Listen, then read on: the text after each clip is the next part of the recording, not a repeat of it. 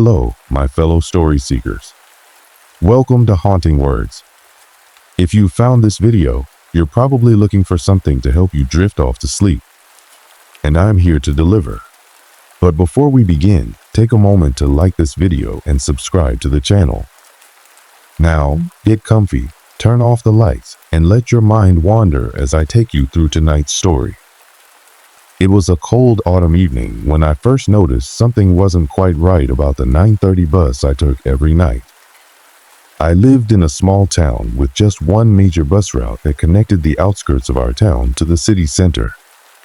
I've lived here my entire life, and I knew the route well. I'd seen the same bus driver every evening, and the same handful of regular passengers boarded each night. The whole experience was simple, ordinary even. It was just a bus ride to and from work, something that didn't require much thought or attention. The bus stop was just a few blocks away from my apartment. It wasn't much, just a weathered wooden bench and a rusted sign indicating the bus's schedule. I never paid much attention to the other people waiting for the bus, unless they happened to make small talk. Usually, it was just me and a few others, like Mrs. Harper, an elderly woman with a cane, and Marcus, a young guy who worked late shifts at the diner. The usual crowd, you could say. Every day was the same. I'd walk to the bus stop around 9:15 p.m., and I'd wait for about 15 minutes before the bus would arrive. There was a quiet predictability to it all. Sometimes I would be lost in my thoughts. Other times I would scroll through my phone, mindlessly flipping through notifications. I lived a relatively uneventful life, and that's exactly how I liked it. The bus was a typical city transport vehicle, nothing fancy. It wasn't in the best shape, but it wasn't falling apart either. The seats were worn but comfortable, and there was always a lingering smell of disinfectant from when they tried to clean the seats after a long day of service. The driver, though, was the same every night. His name was Greg, a man in his mid-40s with a thick beard and a permanent look of exhaustion on his face. I never heard him say much, but he had this steady rhythm about him that made me feel like I was safe. One of those routine nights, I remember stepping onto the bus like any other evening. The bus hummed softly as I walked to my usual seat towards the back. I nodded to Marcus, who was sitting near the front, and Mrs. Harper, who was always bundled up in a thick scarf and hat, sitting near the middle. It was nothing out of the ordinary. As usual, the bus started moving at precisely 9:30 p.m., and the streets outside passed by in their usual blur. The night was quiet. I glanced at my phone to check the time, wondering if I'd be able to make it home and relax in front of the TV before I had to sleep and prepare for another workday. But then, a strange thought crossed my mind. I hadn't paid attention to the time that day. I wondered if I was running late. I double-checked my watch. 9:45 p.m. That was odd.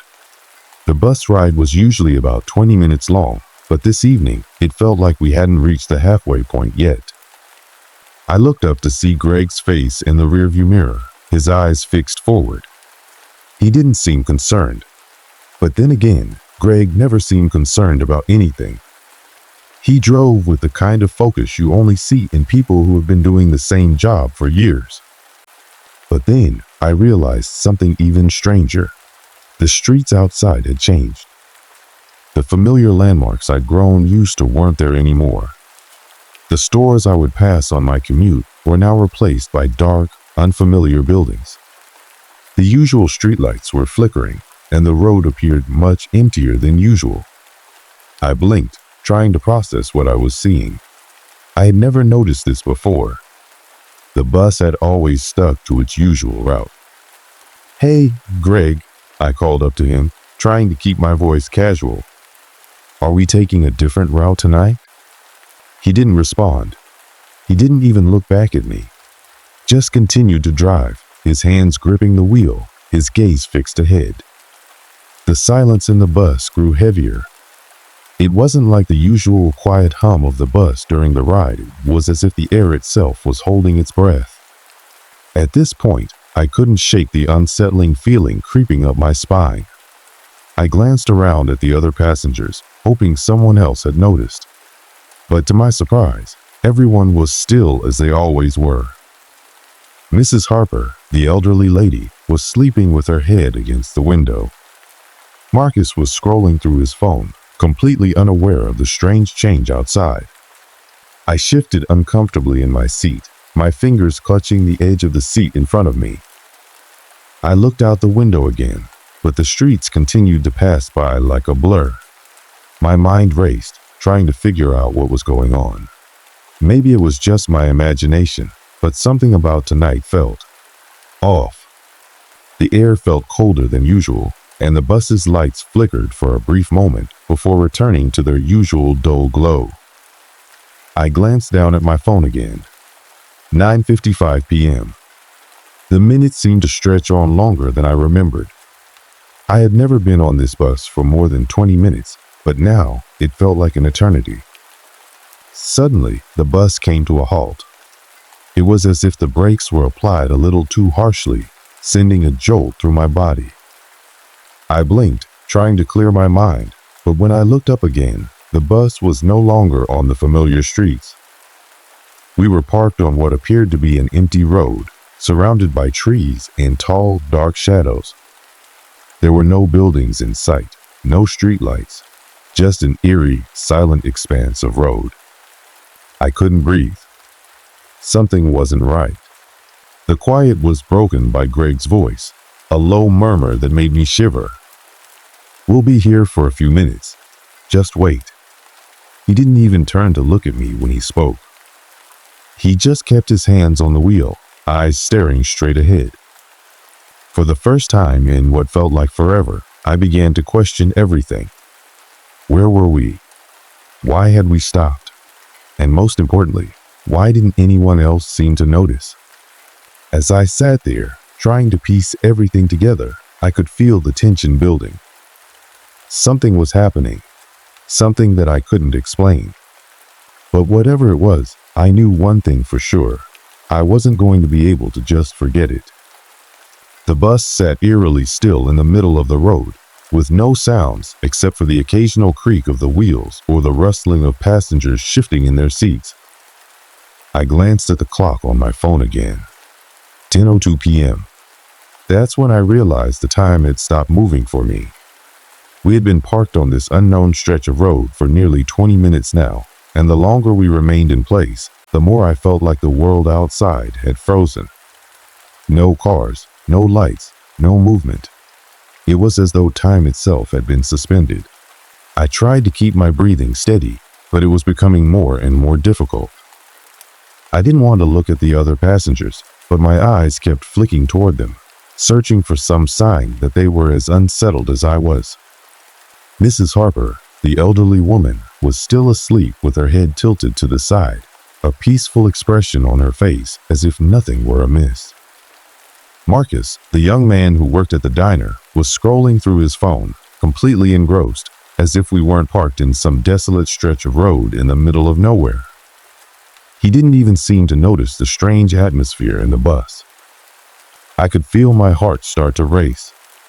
Was it just me? Was it possible that I was imagining all of this? I pressed my hand to my forehead, trying to calm myself, but my unease only deepened. "Greg," I called out, my voice betraying the panic rising within me. "What's going on? Why have we stopped?" There was no immediate response. For a moment, I thought he hadn't heard me. But then, slowly, he turned his head just enough for me to catch his gaze in the rearview mirror. His face was blank, his expression unreadable. "We're just taking a break," Greg said, his voice even, but there was something off about it. "We'll be moving again soon." But even as he spoke those words, I felt a chill in the air. I couldn't shake the feeling that something wasn't right. This was not a scheduled stop, not a routine break. The bus was too far off its usual path. The road outside was unfamiliar, the trees casting long, dark shadows in the dim light. I turned to the window, hoping to see some sort of landmark, something that could give me an idea of where we were. But the view was just the same. Darkness. The road stretched on for miles, seemingly endless, and the trees on either side created a suffocating barrier that cut off any sense of direction. It was as if we were on some sort of ghostly highway, suspended between worlds. The unease in my stomach grew into something more. I glanced around at the others again. No one seemed to notice. Mrs. Harper still slept peacefully, and Marcus was scrolling through his phone, blissfully unaware of the strange circumstances. It was then that I noticed something even stranger. From the corner of my eye, I saw movement. At first, I thought it was just the shadows shifting, but then it became clearer. A figure tall and thin was walking along the road, just beyond the bus. It was barely visible, more of a silhouette, but it was moving in the direction of the bus. I froze, my heart pounding in my chest. My mind raced, trying to make sense of what I was seeing. The figure was not a normal person. It didn't walk like a human, it floated, gliding just above the road, its movements unnaturally smooth. There was something off about its shape, something wrong about the way it moved. I tried to shake off the thought, telling myself it was just my mind playing tricks on me. But the figure came closer, and I could feel a heavy weight settle in the pit of my stomach. It was almost as though the world outside had turned into a nightmare, where the normal rules of reality didn't apply anymore. I leaned forward in my seat, my eyes wide with disbelief. I had to know if anyone else saw it. I turned to Marcus, hoping he'd notice and confirm that something was wrong, that I wasn't just imagining all of this. But when I looked at him, I saw that his eyes were glued to his phone. He didn't seem to notice the figure moving closer. He didn't seem to notice anything. I looked back out the window. The figure had reached the bus now, and it was standing just a few feet from the door. I could barely make out any details, just the outline of a tall, shadowy form, its limbs unnaturally long. But even in the dim light, I could feel its gaze on me. The air around me grew colder, and the hairs on the back of my neck stood up. I didn't know what to do. Should I scream? Should I call out to Greg again? But the figure stood there, motionless, its eerie presence sending a wave of dread through my entire body. And then, just as suddenly as it had appeared, it disappeared. One moment it was there, standing outside the bus, and the next, it was gone, swallowed by the darkness of the road. I exhaled in a rush, not realizing I had been holding my breath. My heart was racing, my hands trembling. I glanced at the others again, but no one seemed to have noticed the figure. The bus was still parked, still quiet. There was no sign that anything unusual had just occurred. I turned back to Greg, my voice barely above a whisper. What was that? Who was that? Greg didn't look at me this time. He didn't even seem to acknowledge the question. Just relax, he said, his voice sounding almost mechanical. We're fine. It'll be over soon. His words didn't comfort me. They only added to the confusion. Who was that figure? What had I seen? And why didn't anyone else seem to notice? The minutes ticked by. The bus still didn't move. I glanced at my phone again. 10:20 p.m. Time was moving at a crawl. The world outside remained as still as before. I didn't know how long I sat there, locked in my seat, my mind racing. It felt like an eternity. My eyes kept flicking to the other passengers, trying to gauge their reactions, trying to figure out if they had seen what I had seen. But no one moved. No one spoke. It was as if we were trapped in a moment that refused to pass. Finally, after what felt like a lifetime, the bus jerked into motion. The wheels rolled forward, and the bus began moving again, slowly, but with a strange reluctance. The road outside seemed to have returned to its familiar path, and I couldn't help but glance out the window, searching for any sign of the strange figure. But the road was empty again, just as it had been before. The silence inside the bus was deafening. I turned to Marcus, who was still absorbed in his phone, and Mrs. Harper, who was still asleep. No one had noticed the strange events that had just unfolded. It was as if they had never happened. But I knew what I had seen.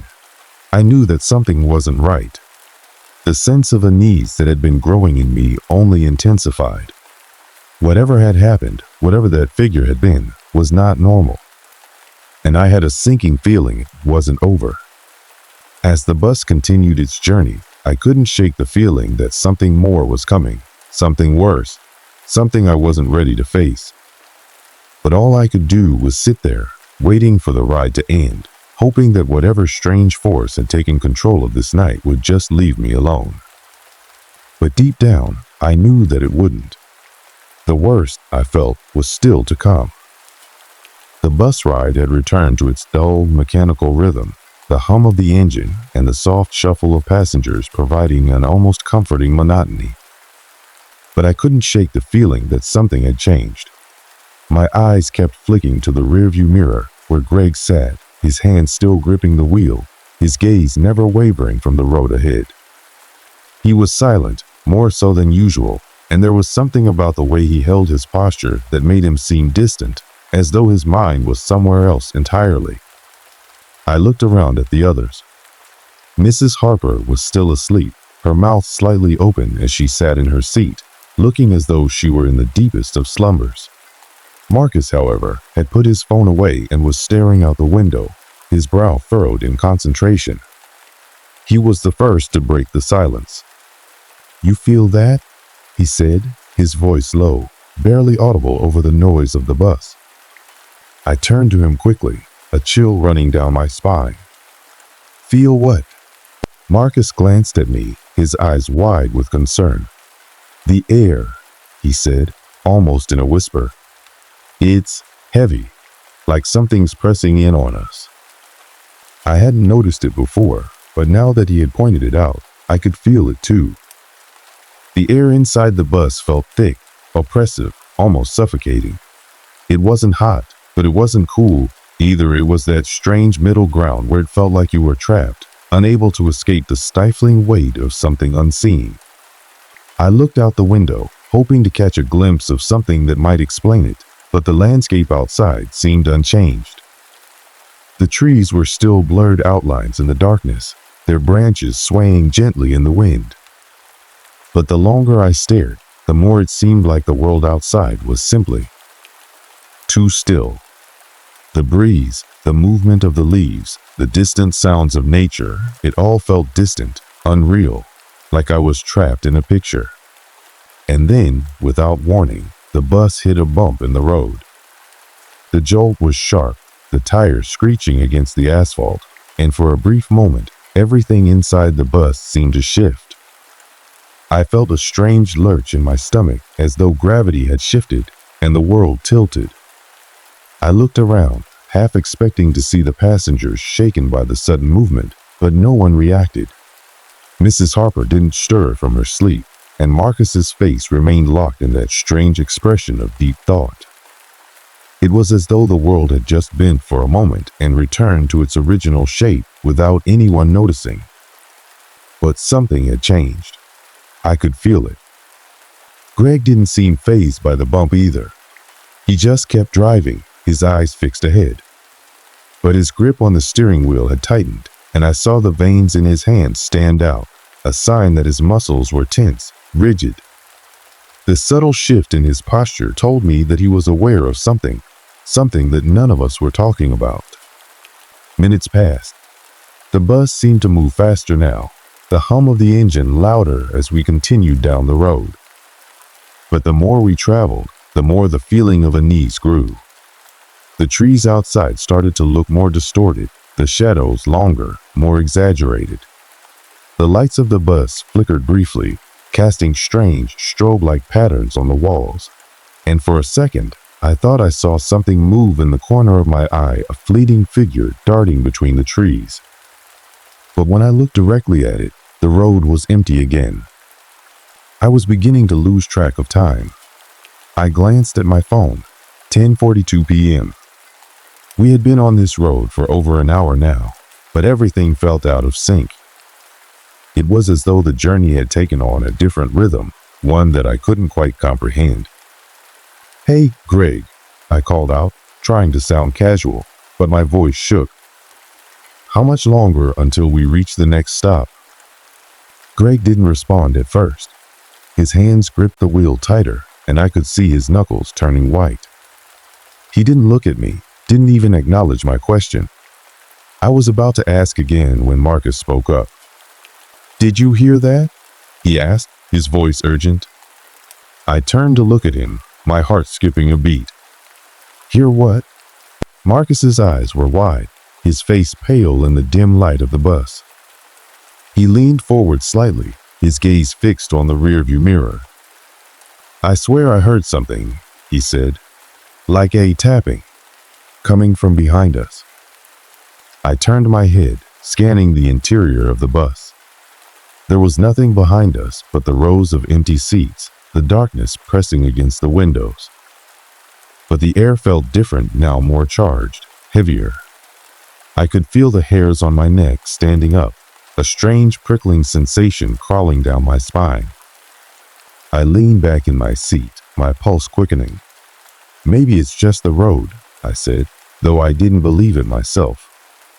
There was no denying the tension in the air now, no denying the creeping sense of dread that was slowly suffocating me. But Marcus wasn't convinced. He continued to stare at the rearview mirror, his eyes locked on it, as though he were waiting for something to appear. I could see his jaw tightening, his breath shallow. He was starting to look like I felt trapped, helpless, and desperate to make sense of what was happening. "Greg," I said again, this time with more urgency. "What's going on? Are we lost or something?" Greg's fingers twitched on the steering wheel, but he didn't respond. The silence in the bus grew louder, more pronounced. The air was thick with tension, and every passing second seemed to stretch out into infinity.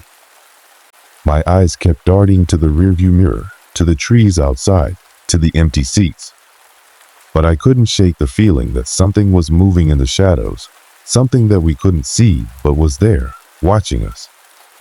Then, just when I thought I couldn't take it anymore, I saw it again.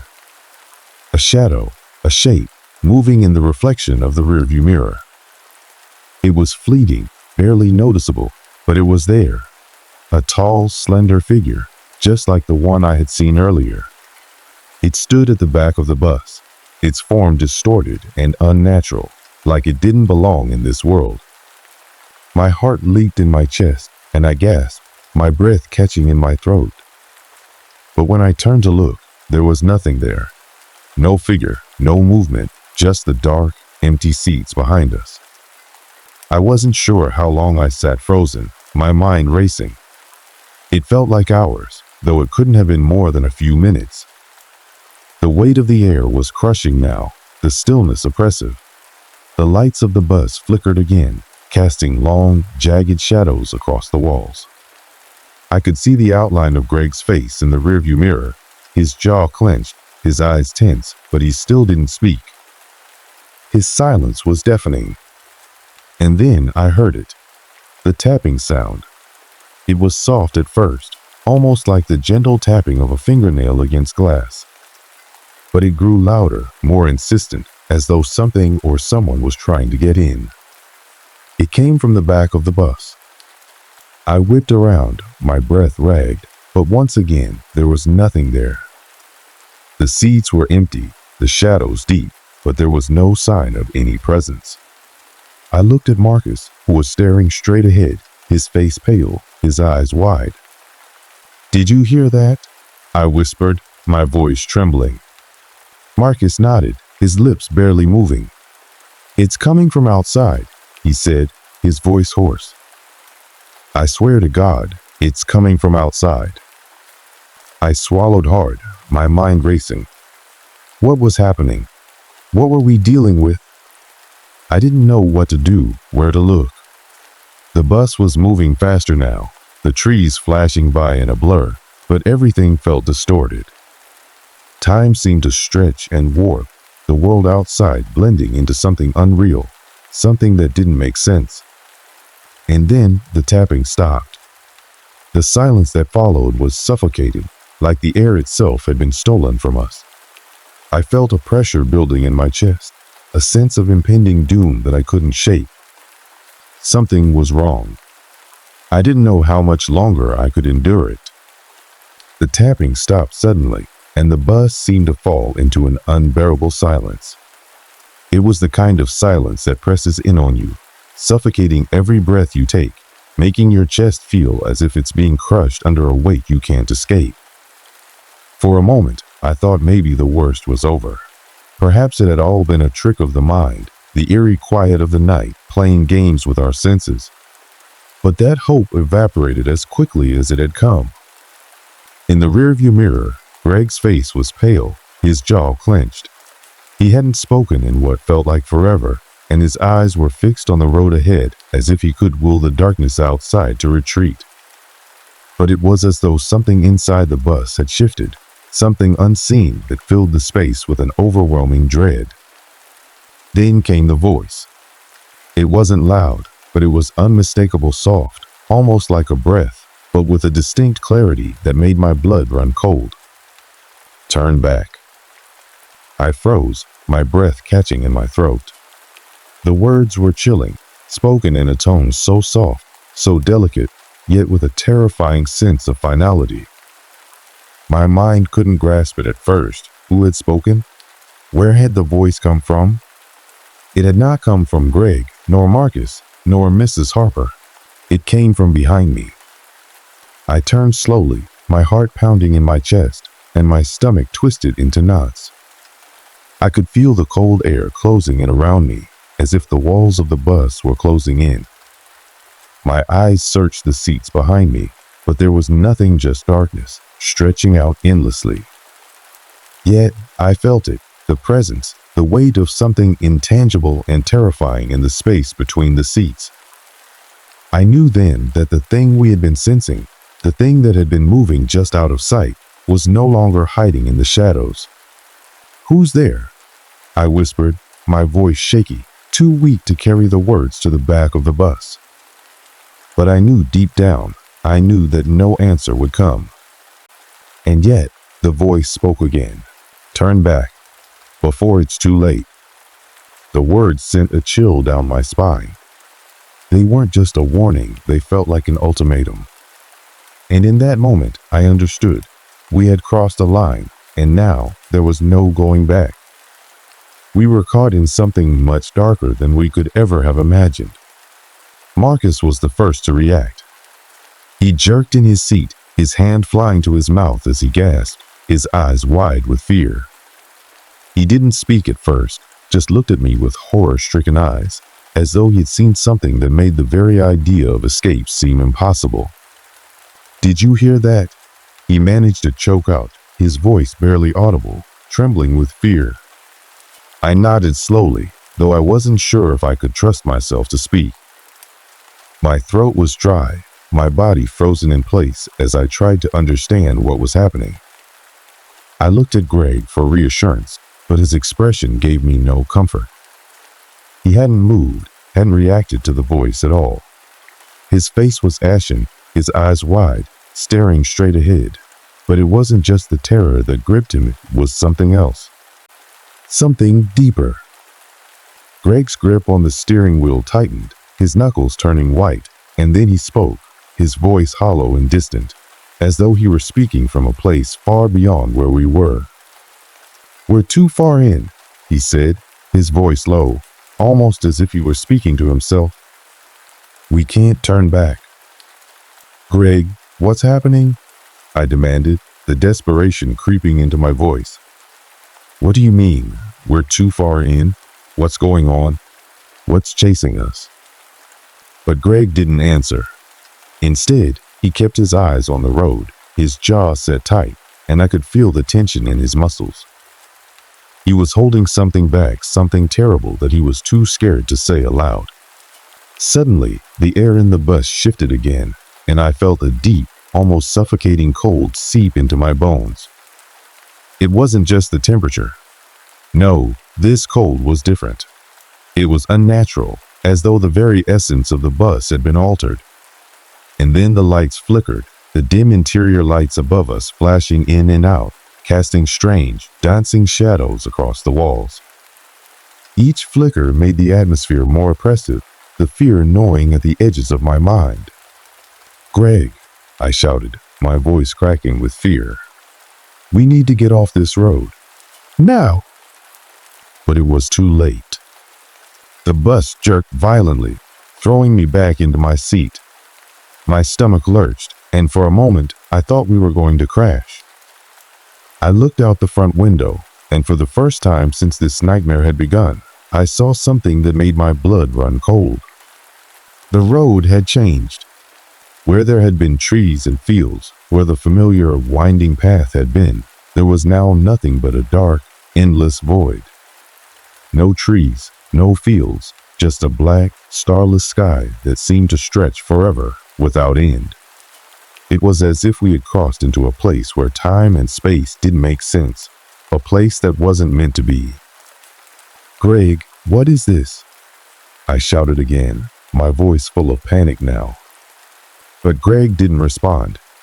Instead, he stared straight ahead, his face pale, his eyes empty. It was like he was no longer with us, like he was trapped in some other place, someplace far beyond where we were. And then the bus began to slow down. The engine's hum softened to a low, almost imperceptible sound. The darkness outside seemed to grow thicker, pressing in from all sides. Is this where we're supposed to be?" Marcus's voice was barely a whisper now. I turned to look at him and saw that his eyes were wide, his face pale with terror. "What is this place?" I shook my head, unable to answer him. I couldn't even form words. I was too terrified, too lost in the overwhelming dread that gripped me. Then, through the thick veil of darkness, I saw it. A figure. Tall, impossibly tall, standing just outside the bus window, its face hidden in shadow. It didn't move, didn't even acknowledge us. It simply stood there, as though waiting, watching. My breath hitched in my throat. My body trembled uncontrollably, and I felt the urge to scream, to cry out, but no sound came. The figure didn't shift, didn't speak, it just watched us, its presence suffocating in its intensity. Suddenly, the bus jerked again, this time more violently, and I was thrown forward, my head slamming into the seat in front of me.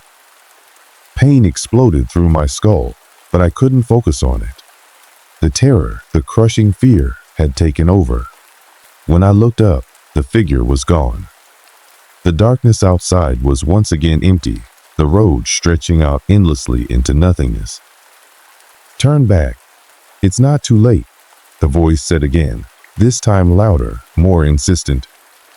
I turned to look at Marcus and Greg, but neither of them seemed to react.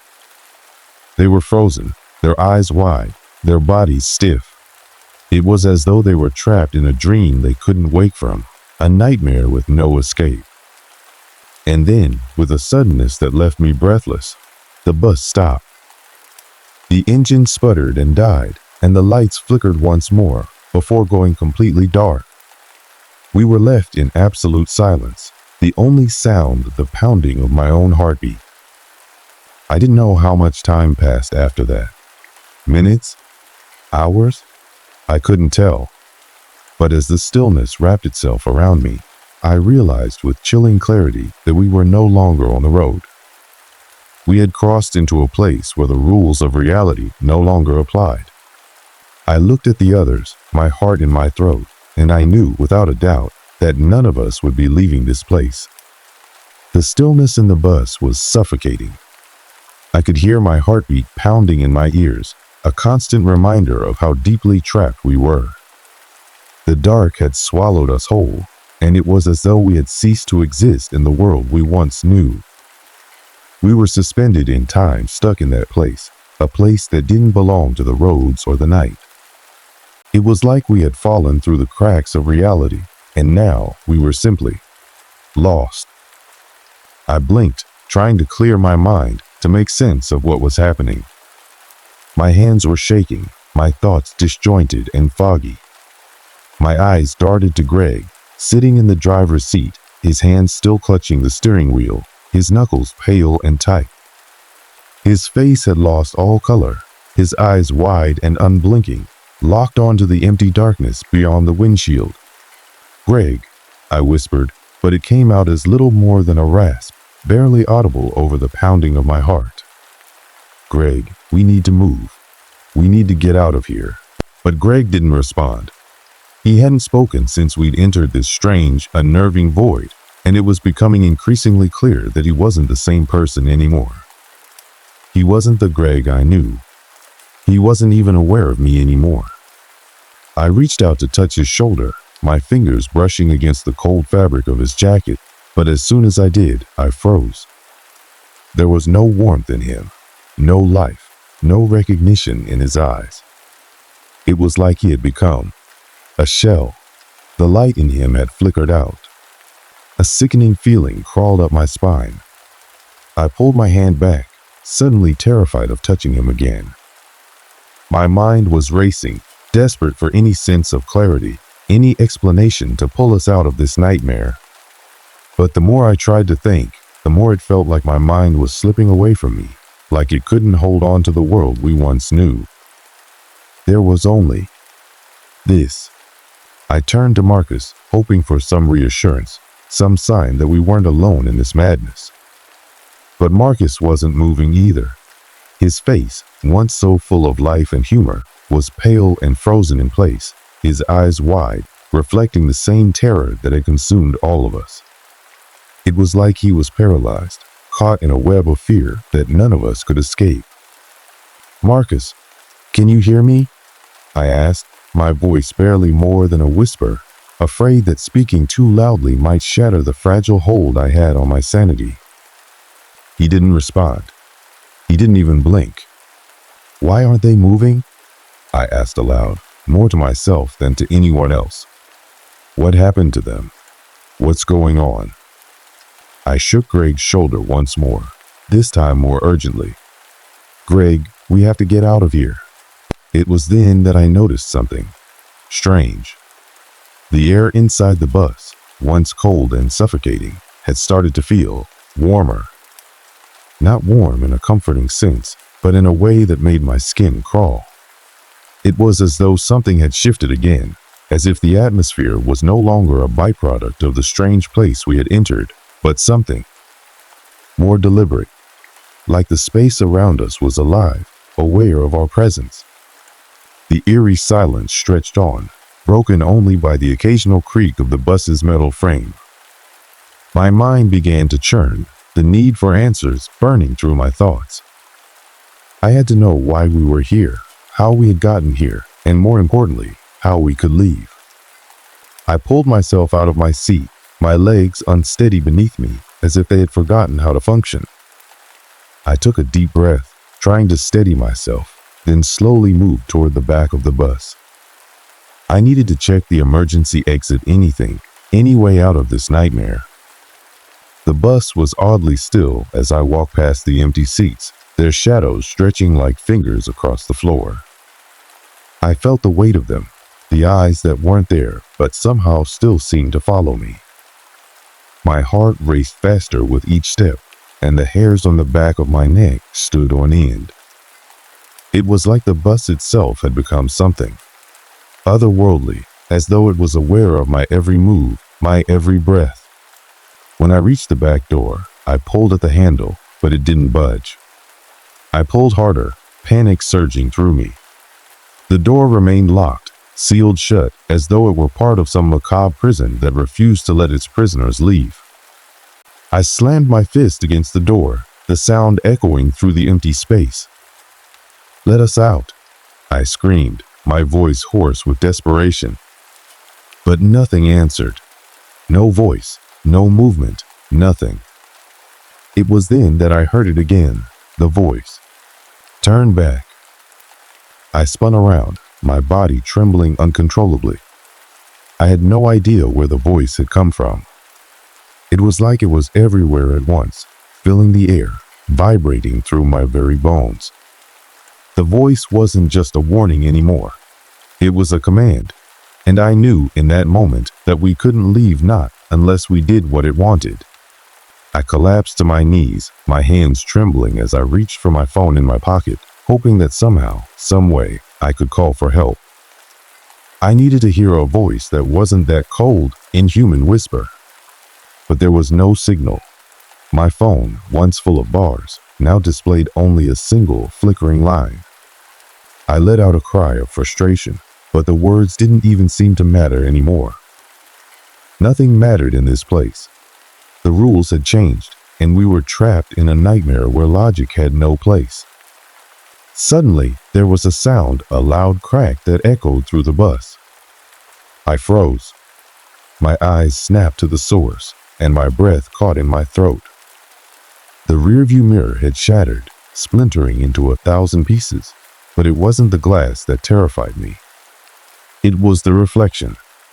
In the shards of broken glass, I could see a figure standing behind me.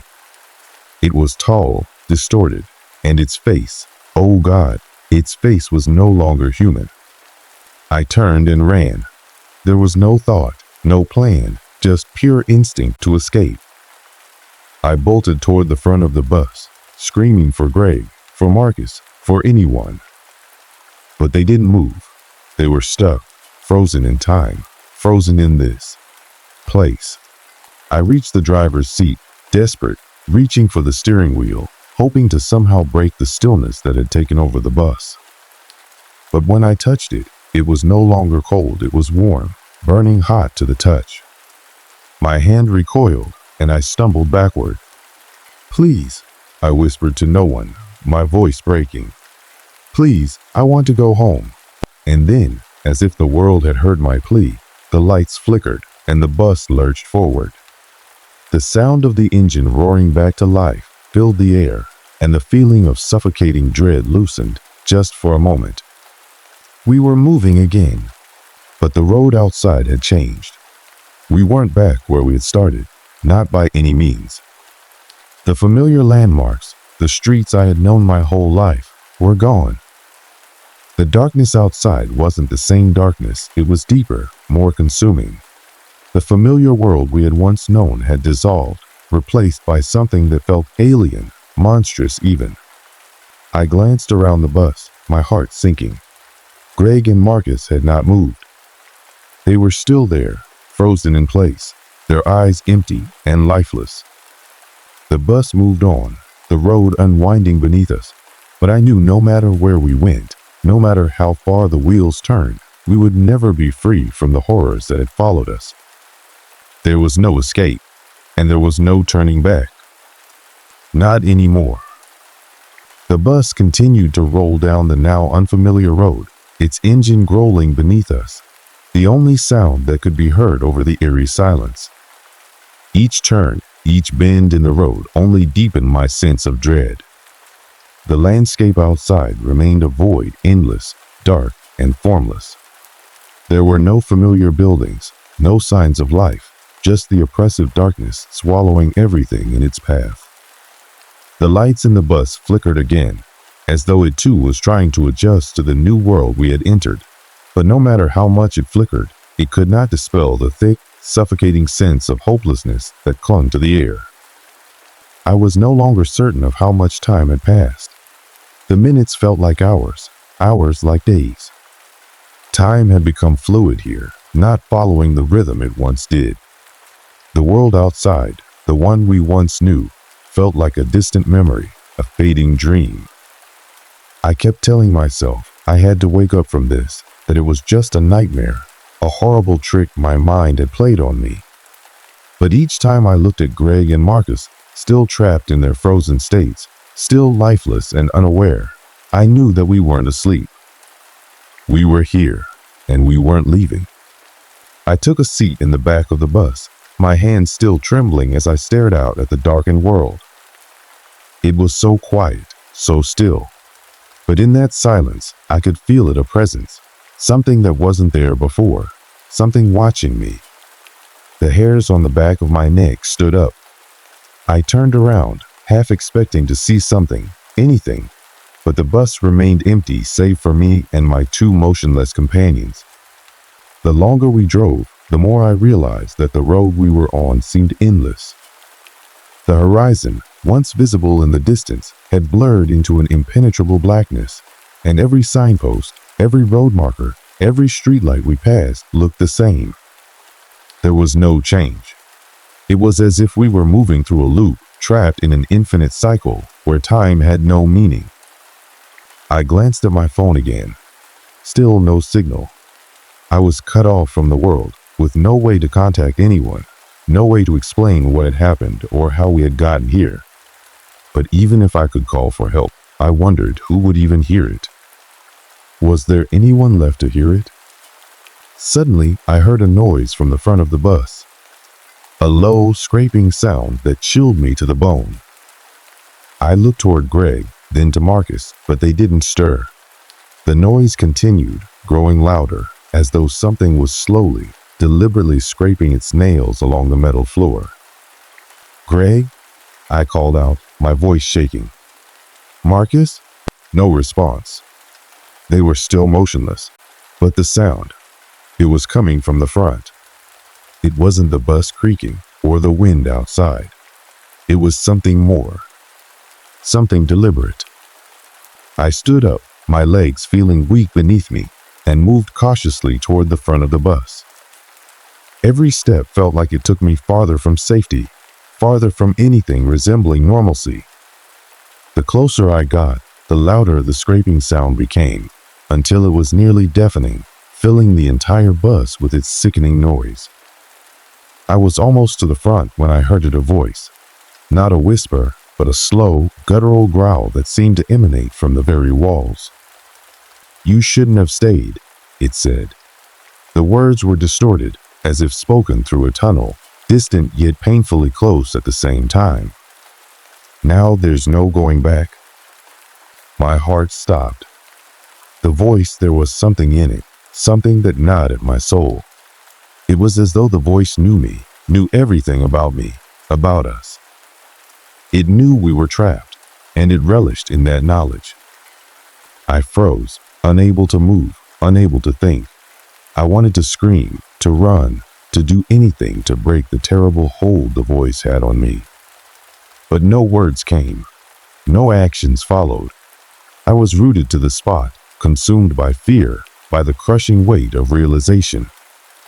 There was no escape. There never had been. The lights flickered one last time, and in that brief moment of darkness, I felt it something cold, something ancient. It brushed past me like a shadow, like the air itself was alive, sentient, reaching out to touch me. I gasped, my breath hitching as I backed away, the terror bubbling up from deep within. I wasn't alone. When the lights came back on, the bus was empty, completely empty. Greg and Marcus were gone. The bus was silent. I stumbled to the door, my heart racing, and yanked it open, expecting to see the night outside. But there was nothing there.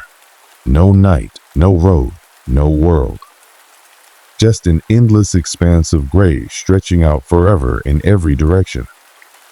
I was alone. As I stepped out into the emptiness, the air grew thicker, colder. The space around me seemed to close in, pressing down on me, suffocating me. There was no sound, no movement, just the oppressive silence and the feeling that something was watching me, waiting. And then, as I stood there, helpless and broken, I heard the voice again. This time, it was softer, more familiar, as though it was calling my name. "You shouldn't have stayed," it whispered. "You were never meant to leave." The realization hit me then, like a tidal wave crashing into my chest. This was it. This was where I would remain.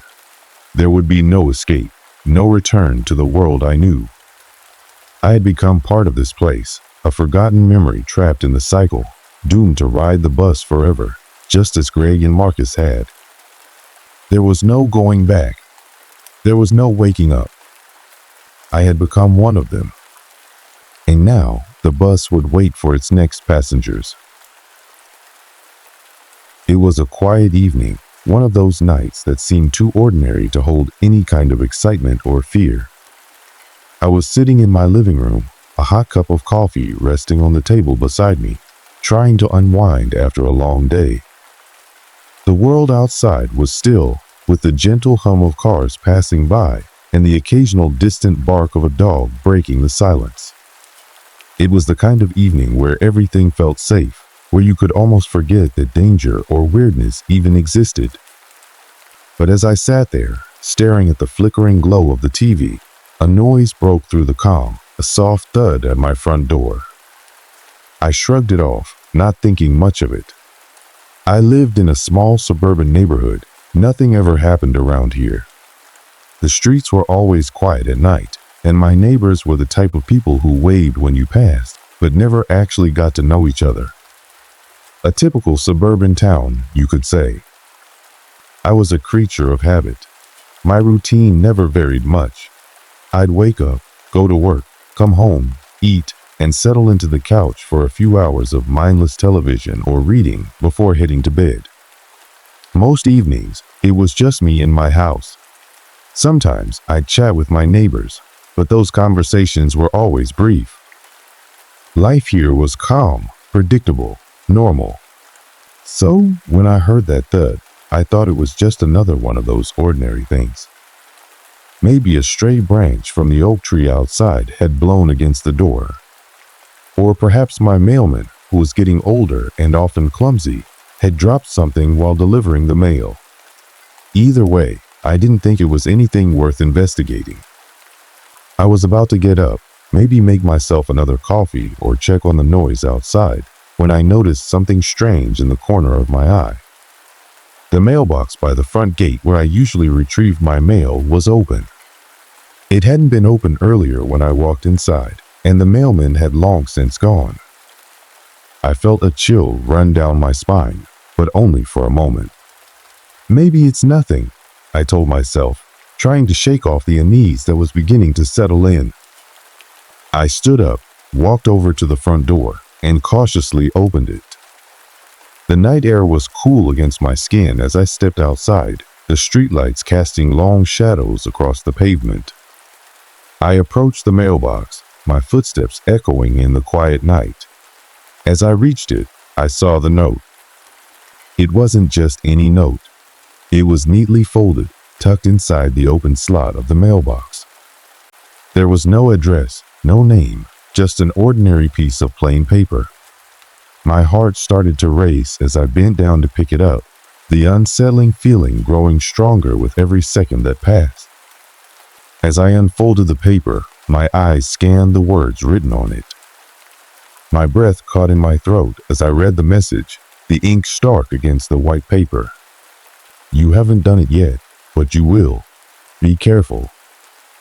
I stood frozen, holding the note in my trembling hands. For a moment, I couldn't move, couldn't understand what it meant. What was I supposed to have done? Who was this warning for? And why had it been left here on my doorstep? The world around me seemed to grow quieter, the hum of the neighborhood fading into a distant murmur. I glanced around, half expecting to see someone watching me, but the street remained empty. My neighbors' houses were all dark, their windows shuttered against the night. There was no one there. Just me, the note, and the feeling that something was terribly wrong. I folded the note back up and stepped inside, locking the door behind me. My heart was still racing, my mind spinning. Who would leave a note like that? And why me? It didn't make sense. I had been home all day, had not spoken to anyone, and certainly hadn't done anything that could warrant such a cryptic message.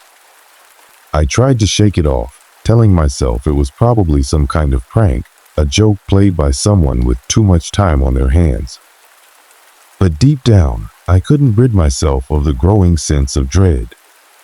I wanted to go to bed and forget about it, to pretend it never happened, but I knew that wouldn't be possible.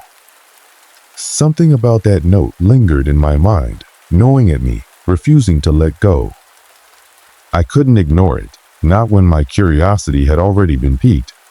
And so, as the night stretched on, I found myself pacing around the house, trying to convince myself that it was just a joke, just some harmless prank.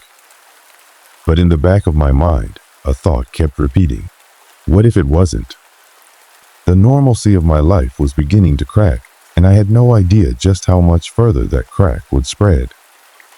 The following days after I found the note were uneventful, almost too much so. It was as if the world had conspired to make everything feel normal again, a strange comfort that only made the earlier incident more unsettling. I tried to dismiss the events surrounding the note as nothing more than an overreaction. Maybe it was some sort of joke from one of my neighbors. It wasn't entirely out of the realm of possibility. People around here were friendly, but occasionally a bit odd. Yet, the more I thought about it, the less likely that seemed. The note haunted me. It felt so personal, as though someone knew something about me I didn't even understand. How could anyone have written something so precise? It wasn't some vague, threatening letter. It was specific. You haven't done it yet, but you will. What was it? What was I going to do? The weight of those words kept me awake at night, and I couldn't seem to shake off the eerie feeling that something was waiting for me to make the next move. I couldn't stop thinking about it, but life, as it always does, went on. Work was the same. I spent my days sitting at my desk, sorting through emails, handling the usual tasks of a 9-to-5 job. My coworkers didn't seem to notice anything unusual about me. I made small talk during lunch breaks, answered phone calls, and filed paperwork like I always did.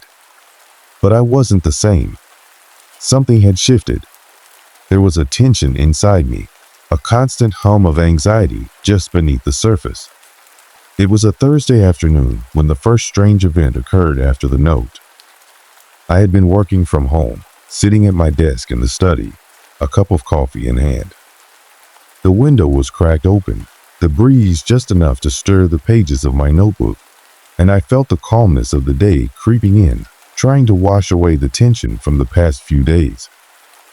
I was in the middle of writing an email when I heard a soft thud from somewhere in the house. My head snapped up and my heart skipped a beat. It was a sound that didn't belong, a sound that couldn't have been anything natural. I thought at first it might be the floorboards creaking or the wind pushing something outside against the window, but it wasn't. The sound had come from the living room. I stood up slowly, my chair scraping against the floor. My mind raced. Maybe it was nothing. Maybe I was imagining things. But when you're already on edge, even the smallest noise can seem magnified, like a signal that something is wrong. I hesitated, standing in the doorway of my study, trying to peer into the living room, but I couldn't see anything out of place.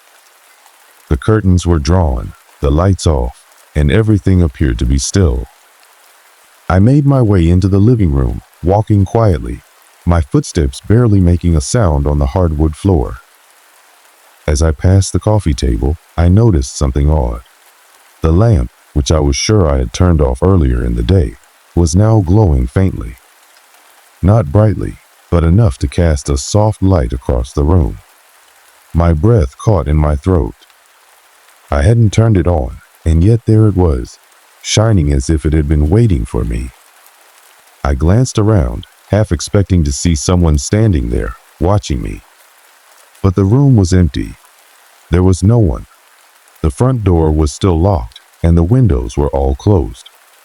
The faint glow of the lamp was the only thing that seemed out of place. My hands trembled slightly as I walked over to the lamp, my gaze fixed on the light switch. I flicked it off, and the room immediately fell into darkness, save for the light filtering through the curtains from the streetlights outside. I stood there for a moment, staring at the darkened room. What had just happened? Had I left the lamp on and just forgotten about it? It seemed unlikely. I was certain I had turned it off when I left the room earlier. I pushed the thought aside. Maybe I was just tired. Maybe I was overthinking things again. But deep down, I knew something wasn't right. That night, I went to bed early, hoping the rest would clear my mind. But sleep didn't come easily. Every creak of the house, every gust of wind had me on edge. It felt like I wasn't alone, like there was something or someone just beyond my reach, watching me from the corners of my room. The next morning, I awoke to the sound of my phone buzzing on the nightstand. Groggily, I reached for it, squinting at the screen. There were a few messages from friends, nothing unusual. But what caught my attention was the notification from my security system. Motion detected outside. I frowned, rubbing my eyes as I unlocked the phone. The video feed from the front door showed nothing. No one was outside. Yet the system had triggered the alert. I couldn't shake the feeling that this was all somehow connected: the note, the lamp, the motion sensor. My mind was racing, and for a moment, I felt completely overwhelmed. As I went through my morning routine, the unease only grew. I tried to push the feelings aside, telling myself that I was just imagining things, that nothing was wrong. But the sense of something being off kept tugging at me. I couldn't shake the nagging feeling that I was being watched. That somehow, whatever had started with the note was only beginning to unfold.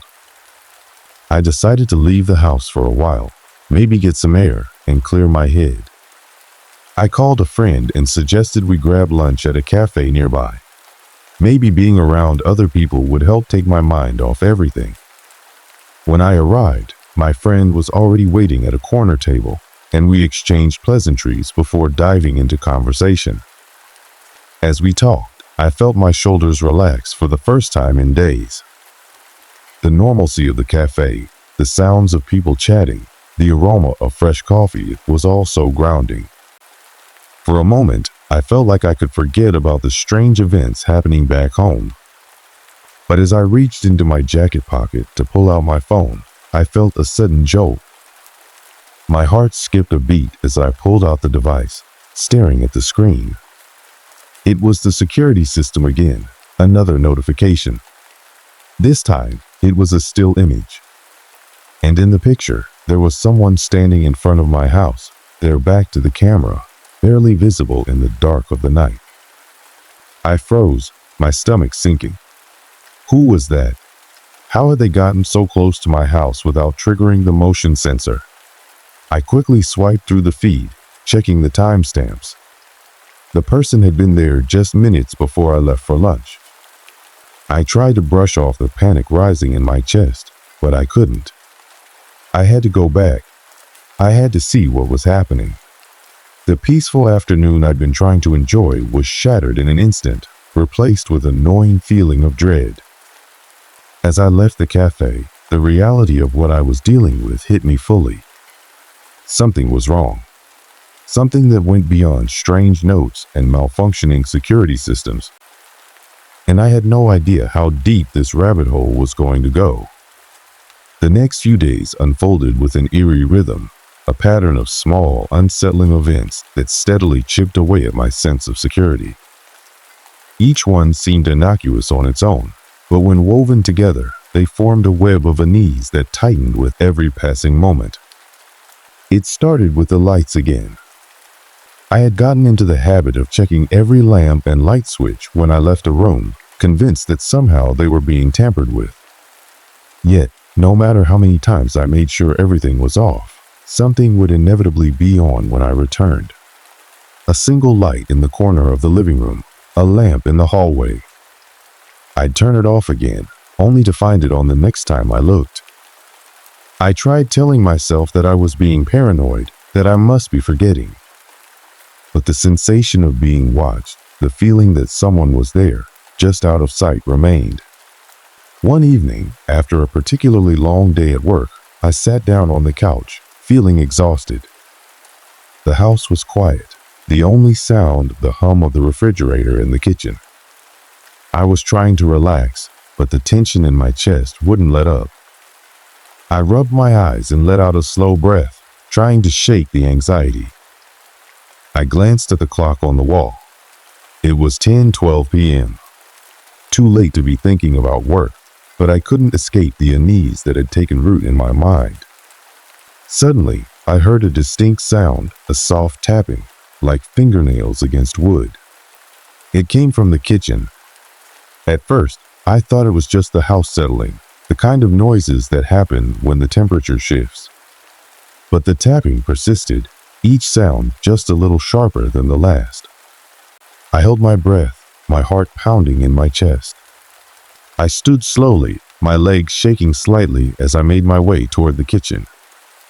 My footsteps were muffled against the carpet, but every sound seemed amplified, echoing in the stillness of the house. I reached the doorway and stopped short, staring at the counter. The tapping had stopped, and for a moment, everything was eerily silent.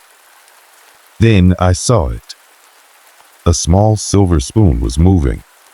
It was barely noticeable at first, but as I watched, it slowly shifted across the counter. Just a few inches, but it was enough to make my blood run cold.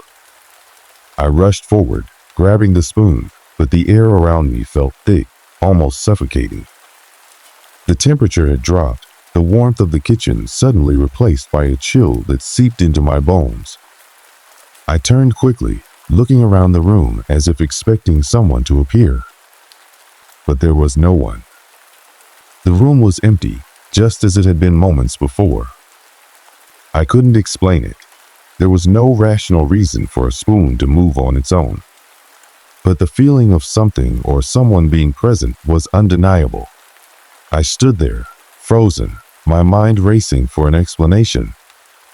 Was I losing my grip on reality? Had the stress of the past week finally gotten to me? I didn't know. All I knew was that something was wrong, and it was only getting worse. The next few nights were filled with more disturbances. The lights continued to flicker on and off without reason, and objects would be out of place. Books moved from one shelf to another. A picture frame knocked askew, the blinds drawn when I was certain I had left them open. At times, I would hear faint whispers in the middle of the night, like voices just out of earshot, too quiet to understand, but unsettling nonetheless. I told myself it was nothing more than the wind or my imagination, but deep down, I knew better. On one particularly sleepless night, I decided to confront it. I couldn't keep living in a state of constant unease, waiting for something to happen. I had to know what was going on, and if there was something or someone trying to reach out to me, I needed to understand it. I started with the security system. I went over every single video feed, combing through hours of footage, looking for anything that might explain the strange events. At first, everything seemed normal, nothing out of place. But as I scrubbed through the recordings, something caught my eye. There, in the still of the night, the camera had picked up something on the porch. A figure. Just for a moment, barely visible in the shadows, but unmistakably there. It was standing still, facing the door, as though waiting for something. I froze, my eyes glued to the screen. Who was that? The figure didn't appear to move, but the feeling it gave off, this palpable sense of wrongness, was overwhelming. I zoomed in on the image, but the figure was too blurry to make out any details. I ran the footage back and forth, hoping to catch a clearer view, but it remained elusive, like a shadow in the night. I tried to shake off the unease, but it gnawed at me. Who was standing outside my house, just watching? What did they want? Why hadn't the motion sensor triggered an alarm? I couldn't explain it, but the sight of that figure felt like a confirmation of something I had been afraid to admit. I wasn't imagining things. This wasn't just bad luck or a trick of my mind. There was someone out there. The next day, I called the police. When the officer arrived, I explained the strange events, showing him the footage from the security cameras. He was polite, but I could tell he didn't believe me. It could be someone passing by, he said. Maybe it's just a prank. People do weird things sometimes. I pressed him, asking if they could investigate further, but he only nodded and promised to keep an eye on things. He left soon after, his skepticism heavy in the air. I couldn't let it go. That night, I set up the security system again, this time making sure to check every setting, every alert. I didn't want to miss anything. I needed answers. But as the hours ticked by, I realized something unsettling. No matter how many times I checked the footage, no matter how many times I adjusted the settings, I couldn't shake the feeling that the system was being tampered with. The alerts kept coming, motion detected in places I hadn't seen before, but when I checked the cameras, there was nothing there. Then, just before dawn, it happened again. This time, I was sitting in my study, staring at the monitor, watching the footage live, waiting for something to show up. The clock on the wall ticked steadily, each second feeling like an eternity. And then, out of the corner of my eye, I saw it. A shadow, moving quickly past the camera's view, just outside the range of the porch light. I froze, my heart pounding in my chest. I rewound the footage and played it again. The shadow was there, gone before I could fully process what I was seeing. But I was sure. Someone was outside. I grabbed my phone and dialed the number of a friend, needing someone to talk to, someone who could help me make sense of all of this. But when I picked up the phone, I froze. The screen was dark. I hit the power button, but the phone didn't respond.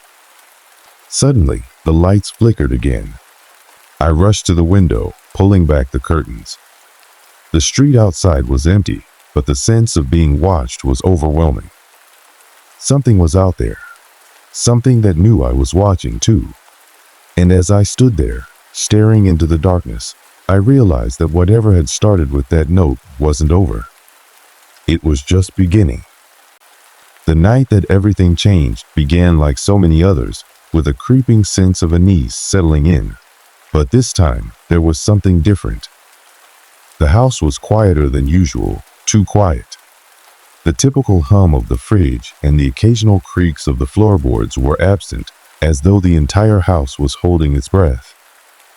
I sat in the darkened living room, my gaze fixed on the front door, the same door that had felt like a barrier between me and whatever was lurking outside. The security cameras, which had once offered me a sliver of comfort, had become a source of dread. Every time I checked them, I saw something: shadowy figures outside, strange movements that didn't belong. But now, I sat there with no intention of checking the feed. I was beyond that. The footage, the alarms, the flickering lights, they were all signs of something I couldn't explain, something that didn't belong in this world. I wasn't sure what had triggered it. Maybe it was the silence, or the oppressive weight of everything that had happened, but the thought that had been lurking at the back of my mind for days now, something I had pushed aside in an attempt to remain rational, forced its way to the forefront of my consciousness. What if this was a warning? What if it was already too late? I couldn't stay in the house anymore. The walls were closing in. The air felt thick and oppressive, and I needed to do something, anything, to break the tension. I grabbed my coat and decided to step outside, hoping the cool night air would clear my head. As I walked to the door, my hands trembling, I paused. There, just as I reached the handle, I saw it. The note. The same note that had appeared in my mailbox so many days ago. It was sitting on the floor, as though it had slipped under the door. I bent down, feeling a chill crawl up my spine as I picked it up. The handwriting, familiar but twisted, was still there. This time, the words were different, more urgent, more menacing. It's too late now. You've been chosen. No one is coming to save you. My breath caught in my throat. This note, it was like the culmination of everything that had been happening. It was the final piece of the puzzle, and it confirmed what I had feared all along. This wasn't just a prank or some strange coincidence. Something supernatural, something darker than I could understand, had been watching me. I slammed the door shut and backed away from it, feeling the weight of the note in my hand like a curse. My heart pounded in my chest as I tried to make sense of what was happening. The house seemed alive, each creak of the floorboards and whisper of the wind pressing in on me. But there was something else, something far worse than I could explain, that was slowly making its presence known. I had to get out. I rushed to grab my keys, my hands shaking uncontrollably. I could feel the walls closing in, the air thickening with something I couldn't name. But as I reached the door again, I froze. The lock was turning. I hadn't touched the door. I hadn't even moved. And yet, I could hear the unmistakable sound of the lock mechanism clicking, the door inching open. My body froze, caught between terror and disbelief. Then I heard it. A voice. Soft, like a whisper in the wind, but clear enough to make my blood run cold. "You're not leaving." I spun around, my eyes darting across the room, searching for the source of the voice. But there was nothing. Just the empty walls, the shadows cast by the dim light from the street lamp outside. No one was there. I backed away from the door, my mind racing, every nerve screaming for me to run, to leave, to escape. But my feet were rooted to the floor, as though the house itself was holding me captive. And then, just as suddenly as it had started, the whispering stopped. The silence that followed was suffocating. I stood there, paralyzed, staring at the door as if it were a trap waiting to close around me. The air was thick with the weight of what had happened, as though the very walls were closing in on me. My mind raced. What was happening? What did this thing want from me? And why was it so intent on keeping me here? I could feel the pulse of fear in my chest, the pressure building with every passing second. Every instinct screamed at me to get out, but I was too afraid to move, too afraid to make a sound. And then I heard it again, a noise. This time it wasn't a whisper. It was louder, more distinct. A footstep, a slow, deliberate step, as though someone or something was walking toward me from the other room. The sound was unmistakable. My heart leaped into my throat. I wasn't alone. I turned to face the room behind me, my breath shallow, my chest tight with fear. The shadows seemed to stretch, twisting and writhing in the dim light. The temperature in the room dropped, and I could see my breath misting in front of me. I forced myself to take a step back, but my legs were like lead. Every step felt like wading through thick mud, the fear paralyzing me. The footsteps grew louder, closer, but I couldn't see anyone. The room was empty. The shadows were deep, and I could feel them pressing in, swallowing the space around me. Then, from the corner of my eye, I saw it. A figure. Not fully formed, but there just standing, watching me. It was tall, unnaturally tall, with a form that seemed to ripple, as though it was made of shadows itself.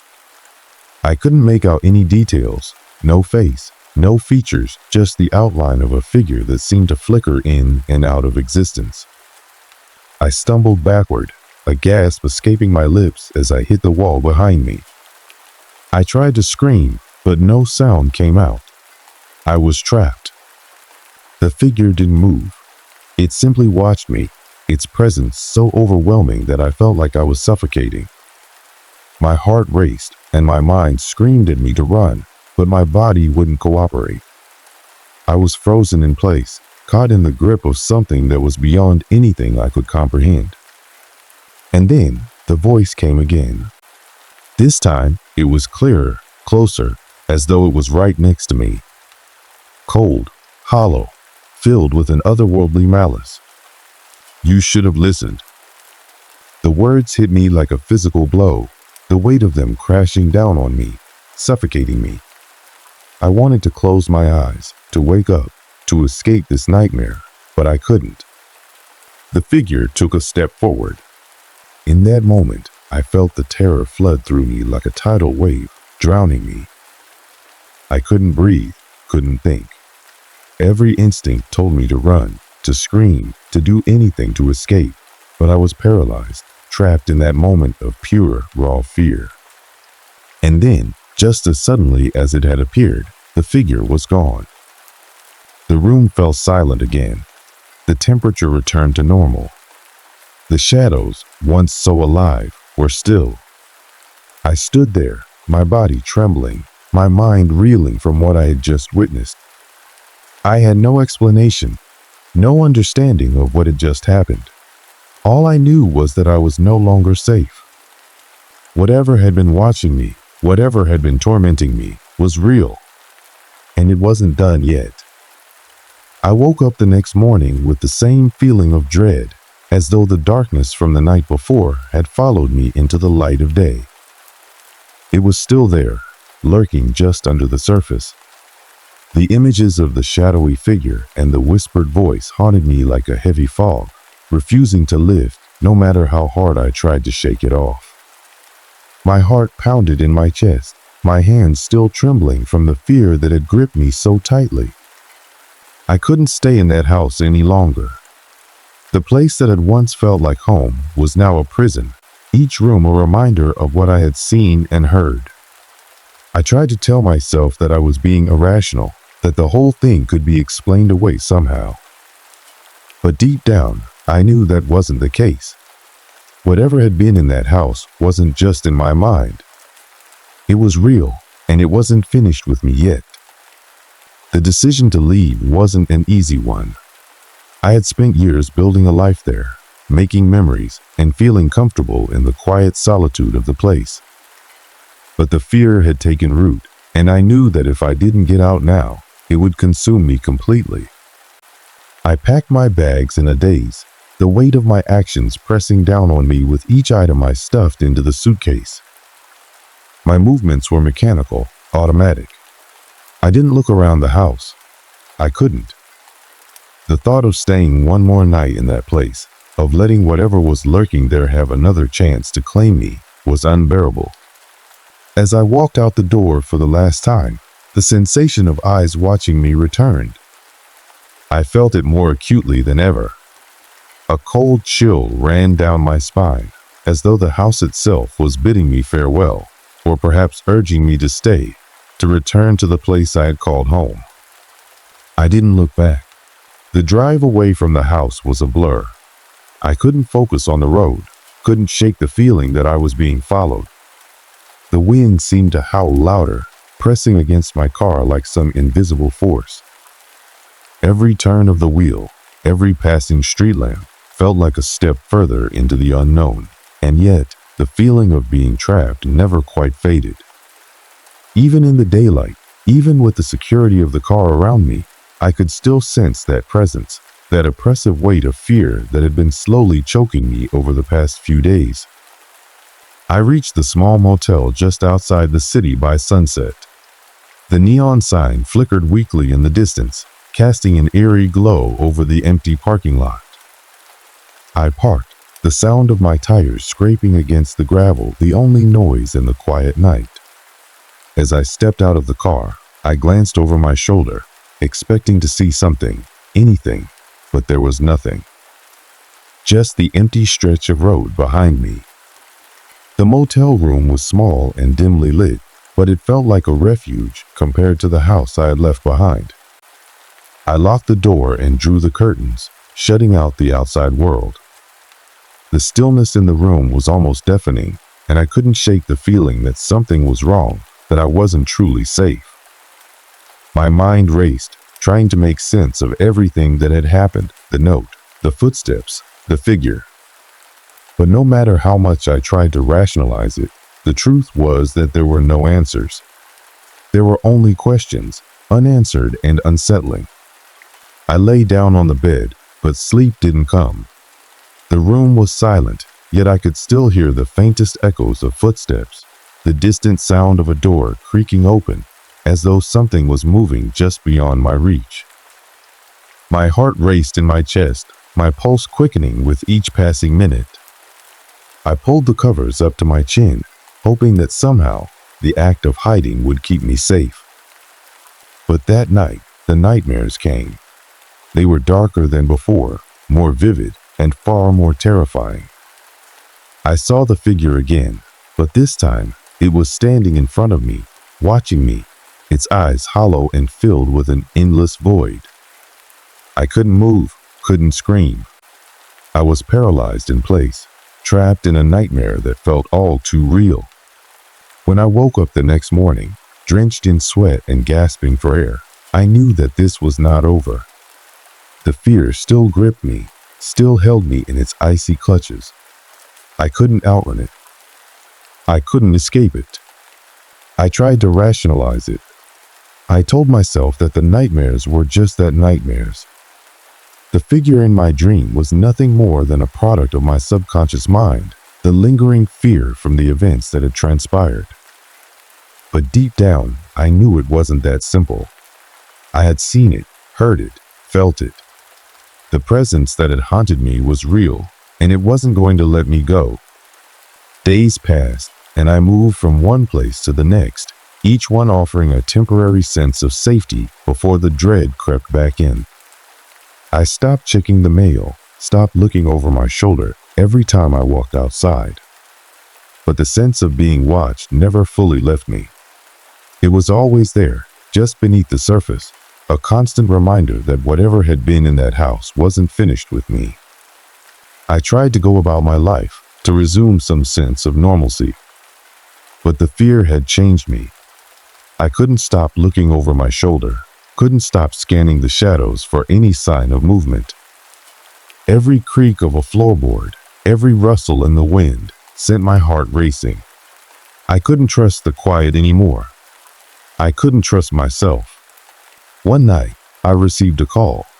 The voice on the other end was familiar, but distant, like an echo from the past. It was the voice of a friend, someone I hadn't spoken to in years. "You need to go back," they said, their voice low and urgent. "You have to go back to the house." The words sent a shock through my system. My mind raced, trying to make sense of what they meant. Why would I go back? Why would I ever return to that place? But something about their voice, something in the way they said it, made me hesitate. "What are you talking about?" I asked, my voice shaking. "They're waiting for you. You can't run from it forever," they replied. The line went dead. I sat there, stunned, holding the phone in my trembling hands. What did they mean? Who was waiting for me? And why would they want me to go back? I didn't know the answers, and I wasn't sure I wanted to. But as I sat there in the silence, a realization crept in, the terror, the dread, the feeling of being watched. None of it would go away until I confronted whatever it was that had taken hold of me. I couldn't run forever. I had to face it. So, with a deep breath, I made the decision to return. Not to the house, not directly, but to the place where it all began. The mailbox, the note. I needed to understand what had happened, what was happening to me. I don't know what I'll find there. I don't know if I'll ever be free from this shadow that follows me. But one thing is certain, I'll never forget what happened. And I'll never stop wondering if the house, if the things that haunted are still waiting for me. The end. Or is it? It has been weeks now since I returned to the town, to the house that should have stayed buried in my past. The sensation of being watched, of something just out of reach, has not faded. I thought I could find answers, that somehow facing it all would bring closure. But the truth is, I'm no closer to understanding what happened or why it happened than I was that first night I found the note in my mailbox. The house is gone now, or at least what remains of it. I never saw the place the same way again. When I finally drove back to the street, I expected to see the same weathered, worn-down structure. Instead, all that was left were scattered pieces of charred wood and rubble. The fire had taken it all, everything but the memory. I stood there, the acrid scent of smoke still lingering in the air, wondering if there was a part of me that had hoped it would be untouched. After all, it had been a long time since the fire had consumed it. But as I stared at the empty lot, I knew there was something more to it, something more than just the decay of a house. The neighbors, the ones who had lived across from me all those years, were gone too. Their house, like mine, had been abandoned before the fire, left behind just like the rest of us. They had disappeared overnight, without warning, just like I had. Or perhaps, like me, they had been running from something that wouldn't leave them alone. Maybe that's why they left. Maybe that's why I left. I can't say for certain if any of us were ever really meant to live there, in that house, on that street. But what I do know is that the house left its mark on me, on all of us. No matter how far I run, I can still feel its pull. The chilling presence, the phantom echoes of something just beyond reach, still follow me. It's a shadow that clings to me, a shadow I can't outrun. I returned to my life after the house burned down, to a life that was no longer mine. The apartment I moved into felt sterile, foreign, and yet it should have been a place of safety.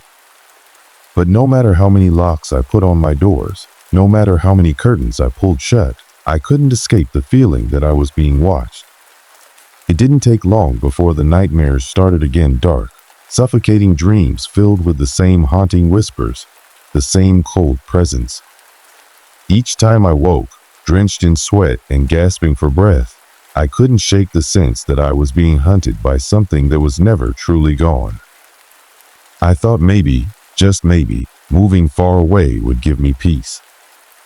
But when I arrived at a new town, a place that should have been untouched by the past, I began to notice something strange, something that made the hairs on the back of my neck stand up.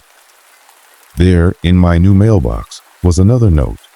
It was simple, handwritten, just like the first one. You can't outrun what you are. I stood there in disbelief, the note trembling in my hand. How could this be? How could something that had been tied to that house, to that life, follow me here, to this new place where no one knew my name? I had thought I could escape it. I had thought that by leaving, I could sever the connection. But the words on that paper told me the truth I had been avoiding all along. The house, the shadow that haunted it, had never been a thing of wood and nails. It had been a part of me, a part of all of us who lived there, woven into the fabric of our lives. It was not just the house that had been haunted, but the very ground it sat on. And now, no matter where I went, no matter how far I ran, it would follow me. The note's simple message felt like a weight pressing down on me, squeezing the air from my lungs. There was no escape.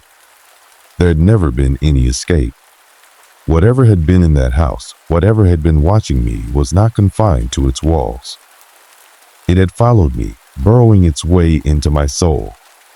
I could feel it now, that same coldness, the same presence lurking just beyond my reach. But I couldn't run. I couldn't hide. Not from it. As I stood there, holding that note, something shifted inside me. A thought I had tried to push away for so long rose to the surface, a thought that filled me with a kind of sickening clarity. Maybe this was all part of something bigger, something that was beyond my control. The house had not simply been a home for me, but a cage, a trap that I had been led into. Maybe that was the purpose of it all, to keep me in its grip, to make sure I couldn't escape. The thought terrified me, but at the same time, a strange sense of acceptance washed over me. Perhaps I had been running for too long.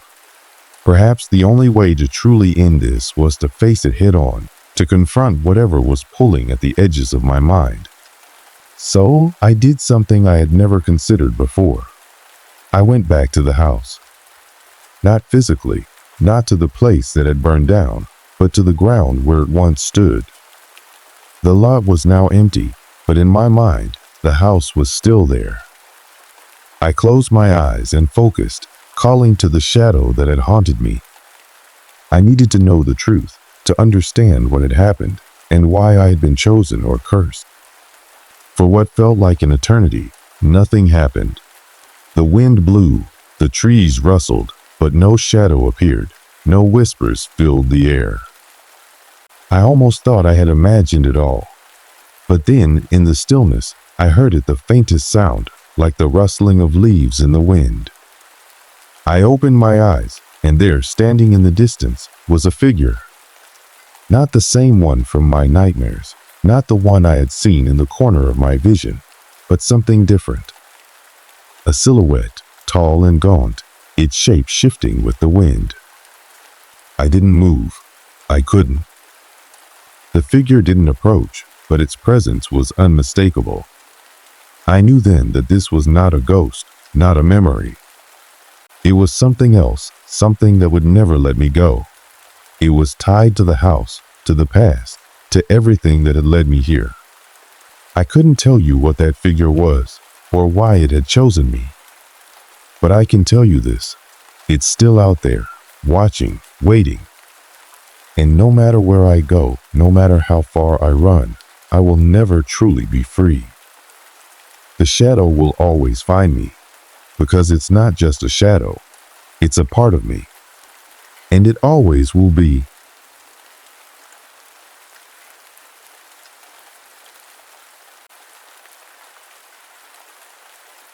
It was a quiet town, nestled just outside the city limits, where life was as predictable as the seasons changing.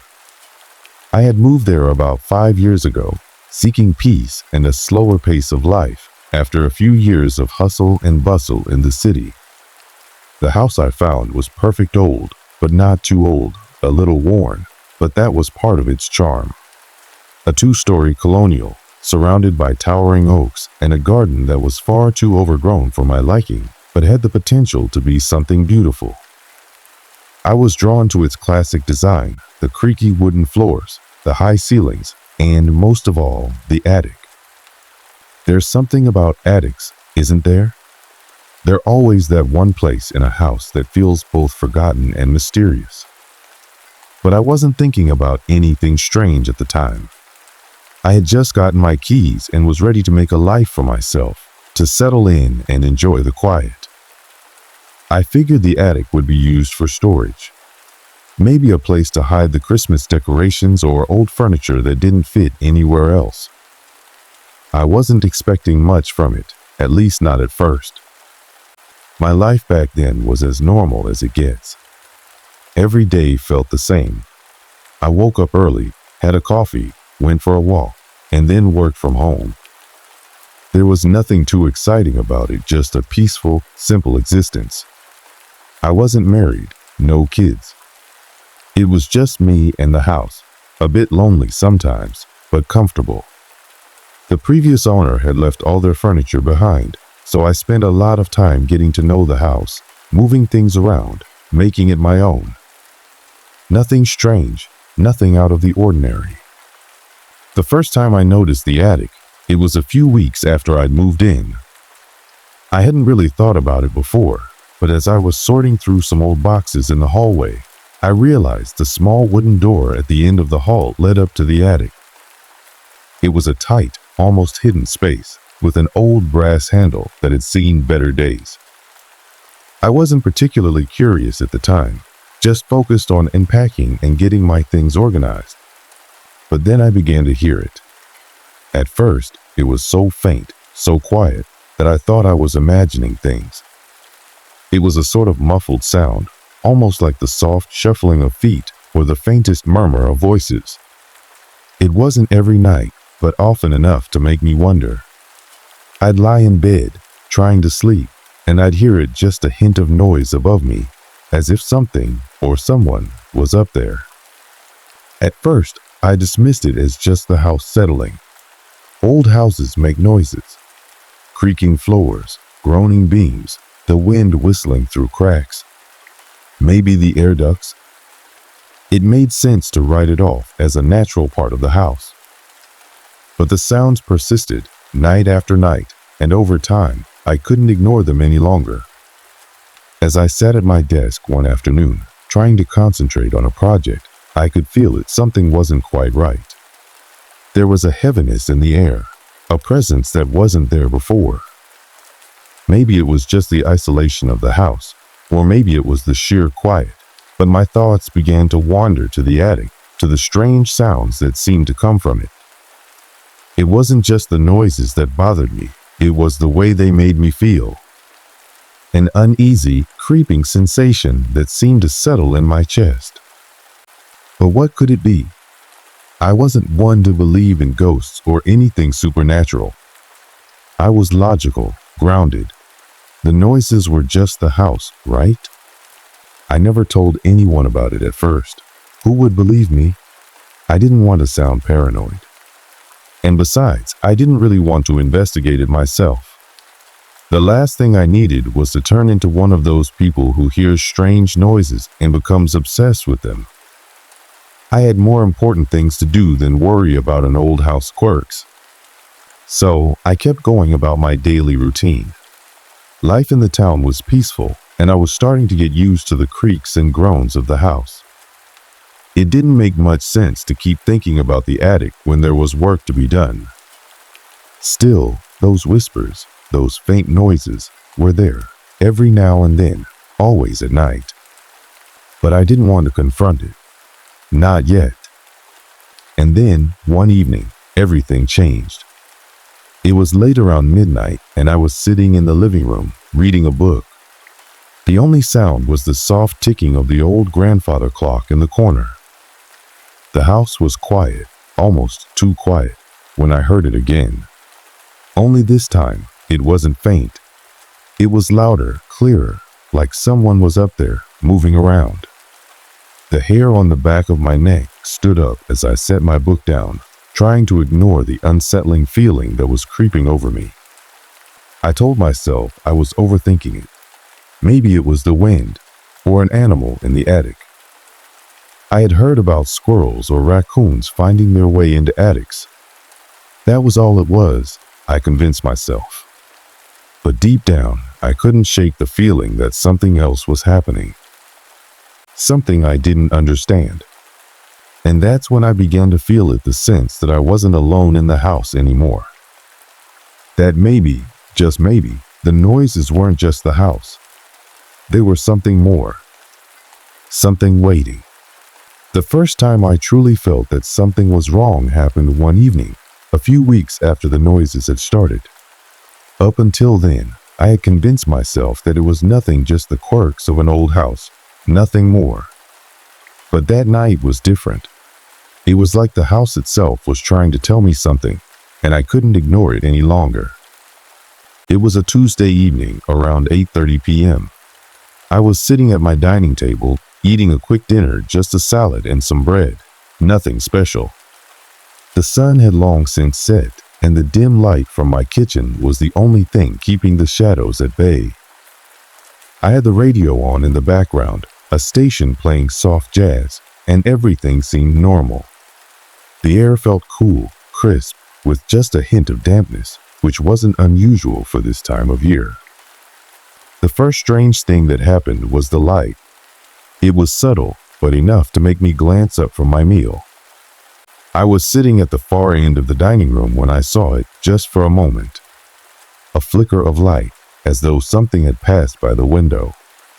I didn't think much of it at first. Maybe it was a car passing by on the street outside, casting shadows across the room. But as I sat there, chewing a bite of lettuce, I felt a prickling sensation at the back of my neck, like someone was watching me. I froze. My fork hovered mid-air, and I turned my head toward the window, expecting to see the usual quiet street outside, but there was nothing. No car, no person, just the darkness. I shook my head, trying to dismiss it. "It's just your imagination," I muttered to myself. Nothing to worry about. But then it happened again. The light flickered. This time, it was different. It was much closer, coming from above me, almost like a flash of light from the attic window, the one just above the dining room.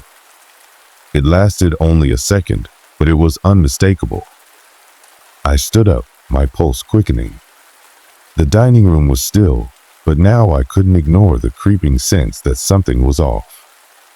I hesitated for a moment before grabbing a flashlight from the kitchen drawer. It was a small, old model, but it would do. I made my way toward the stairs, the wood creaking underfoot as I climbed to the second floor. As I reached the top of the stairs, I could feel the air grow colder, as though I was walking into a different world. The attic door was at the far end of the hallway. It was a small wooden door, almost hidden behind a thick curtain that separated it from the rest of the space. I hadn't used it in weeks, hadn't even thought about it. But now, standing at the top of the stairs, the thought of it felt unsettling. I walked toward it, the beam of my flashlight cutting through the shadows. The door was slightly ajar, just enough for me to see the faintest sliver of darkness beyond. My heart started to race, and I could hear the pulse in my ears, drowning out all other sounds. It was as though the house itself had gone silent, waiting. For a moment, I stood there, not knowing whether I should push the door open or turn around and pretend I hadn't heard or seen anything. But I couldn't shake the feeling that something was wrong. I knew I had to investigate. I pushed the door open and stepped inside. The attic was cold, much colder than the rest of the house. I shone my flashlight around the room, scanning every corner, every dark shadow. It looked as I had left it, dusty old boxes stacked against the walls, the wooden beams exposed and creaking under the weight of time. Nothing seemed out of place, but there was that strange feeling, that heavy air that made it hard to breathe. And then I saw it. Near the far corner of the attic, something caught my eye. A small movement. At first, I thought it was just a rat or perhaps a piece of old cloth caught in the breeze. But as I focused, I realized what it was. A shadow. It was standing in the corner, just beyond the reach of the flashlight beam. It was taller than me, and it seemed to be shifting, not moving in a normal way. There was something about the shape of it, something wrong. I swallowed hard, my throat dry, as I took a hesitant step forward, my feet barely making a sound. The shadow didn't move. It just stood there, unmoving, as if it was waiting for me to notice it. I blinked, and in that moment, it was gone. Just like that. The shadow faded, blending into the rest of the dark corner. My heart was pounding, and I felt dizzy, the weight of the attic pressing in on me. I quickly turned, my mind racing, but I didn't see anything else. No figures, no movement, just the same piles of old junk and forgotten items. My flashlight flickered briefly, and I snapped it back to life, but nothing had changed. I backed out of the attic, my mind still spinning from what I had just seen. There was no logical explanation for it, no way to explain that figure, that presence. But the feeling something was in that attic with me, something that wasn't meant to be there. I closed the door behind me, but I knew it wasn't over. That night, I barely slept. Every creak of the house, every groan of the floorboards made my heart race. I kept seeing the shadow in my mind, replaying the moment over and over. Was it my imagination? Had I simply been too tired, too stressed out? But I couldn't shake the feeling that something was happening, something that couldn't be explained. The next morning, I tried to brush it off. I had to be rational, I told myself. It had to be a trick of the light or a shadow cast by something in the room. I wasn't going to let myself get worked up over something that couldn't possibly be real. But then the noises started again. That night, as I lay in bed, the soft whispers, the same faint murmurs rose up from the attic once more. Only this time, they were louder, more distinct, like someone was whispering my name. I sat up, my heart in my throat. I tried to convince myself it was just the wind, but the whispers, they didn't sound like wind. They didn't sound like anything I had heard before. It was almost like they were coming from inside the walls. I had to know what was going on, but part of me didn't want to know. The nights after that first unsettling incident became harder to endure. At first, I tried to brush it off, convince myself it was just my imagination running wild. But deep down, I knew something wasn't right. The events, the sensations, the strange happenings, they were intensifying. I felt like I was being pulled into something that I couldn't escape, no matter how hard I tried to reason with myself. Every night, the house felt a little colder, the walls a little tighter, as though something invisible was pressing in from all sides. It wasn't just the flickers of light or the fleeting shadows anymore. It was more, much more. At first, it was subtle. The whispers from the attic had grown louder, like a muffled conversation just above my head, drifting down through the vents. The first time I heard them again, I thought I was imagining things, but after a few nights, there was no denying it. Soft murmurs, sometimes a voice that almost sounded like my name, other times incoherent whispers, as if multiple voices were speaking at once. I started recording the noises on my phone, trying to catch something on tape that would validate what I was hearing. The first recording was just static, nothing unusual. But the next night, I caught it. Faint, but undeniable. A low, guttural voice, muttering what sounded like my name, Lena. I played it back over and over, hoping it was just some interference or a trick of the device. But each time, it sent a chill through me. I couldn't shake the feeling that something was watching me. During the day, I tried to keep myself busy, to distract myself from what was happening. But even in the daylight, the house felt off. The air was heavier, the shadows longer.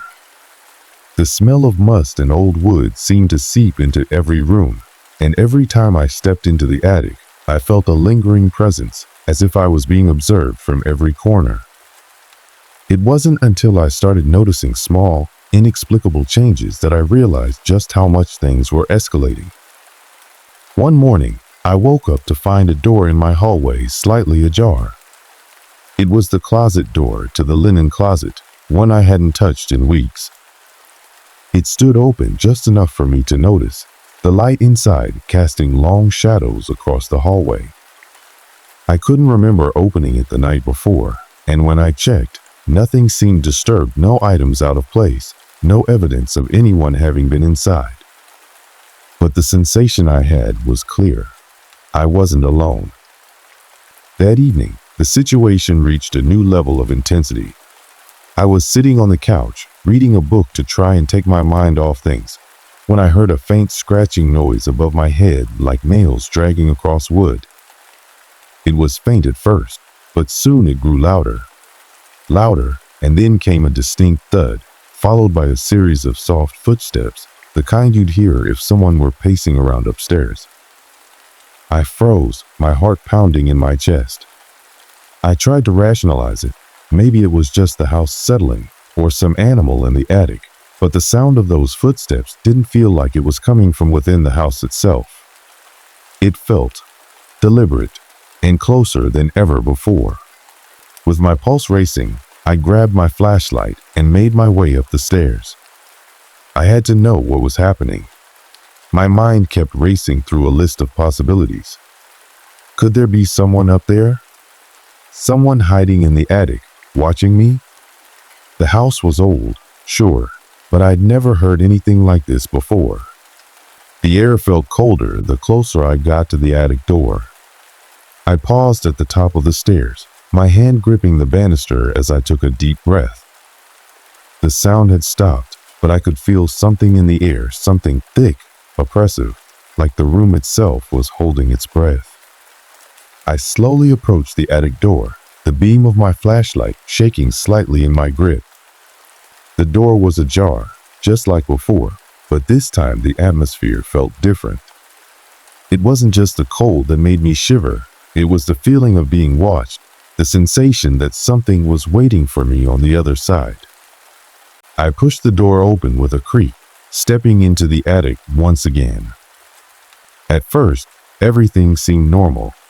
The dust-covered furniture, the forgotten boxes, the old Christmas decorations stacked neatly in the corner.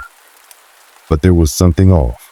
something subtle that made the hair on the back of my neck stand up. The room felt smaller. The walls felt like they were closing in on me, and the faint smell of mildew lingered in the air. The floorboards creaked under my weight, but the unsettling thing wasn't the noise, it was the feeling. I couldn't shake the feeling that I was no longer alone. I turned the flashlight across the room, scanning every corner, but everything appeared as it had been. Nothing out of place. But then I noticed something on the floor, a small, white piece of paper. It wasn't there before. I was sure of it. I bent down to pick it up, my fingers trembling as I unfolded it. The handwriting was messy, erratic, as though someone had written it in a hurry. It read, "Get out." My stomach dropped. I looked around, the silence deafening. It couldn't be real. Who had left this note? Was someone playing a sick joke on me? But there was no one in the house. I had been alone all day, and no one had come upstairs. The chill in the air grew stronger, and I backed away from the note, a sense of dread building in my chest. I turned to leave, but before I could reach the door, I heard it. The sound of footsteps again. This time, they were unmistakable. Slow, deliberate, and getting closer. I whipped around, my flashlight shaking wildly as I scanned the attic, but there was no one there. The footsteps stopped. Silence. And then, from the corner of my eye, I saw it again. The shadow. It wasn't like before this time. It was taller, more defined. It moved, shifting in and out of the darkness, almost as though it was stepping in and out of the walls themselves. My breath caught in my throat, and I took a step back, my legs shaking beneath me. I didn't wait to see more. My feet moved on their own, racing toward the door. I had to get out of there. I slammed the door shut behind me, my heart hammering in my chest. I stood there for a moment, trying to collect myself, trying to make sense of what had just happened. I couldn't stay in the house anymore. Not like this. The strange noises had escalated. The whispers, the shadows, the footsteps, it was too much. I knew then that I had to find answers, no matter how terrifying it was to face what might be waiting in that attic. That night, I couldn't sleep. The house was too quiet now, too still. The kind of stillness that makes you feel like something is about to happen. And I knew it wasn't over. I had to find out what was going on. What was in that attic? And more importantly, who was trying to send me a message? The next day, I decided to search the attic thoroughly. I had to know if there was something I was missing.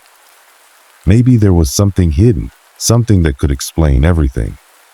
So, with my flashlight in hand, I prepared for whatever came next. The sun had barely begun to set when I made the decision to go back into the attic. I had told myself over and over that I needed to confront whatever was happening in that space, whatever had been pulling me into the darkness, inch by inch. But as the evening wore on and the sky turned a dark, unsettling shade of purple, I began to feel the weight of the choice I had made. The house felt colder, and the shadows seemed to stretch longer than they should. I was dreading the moment I would step back into that attic, but I couldn't back out now.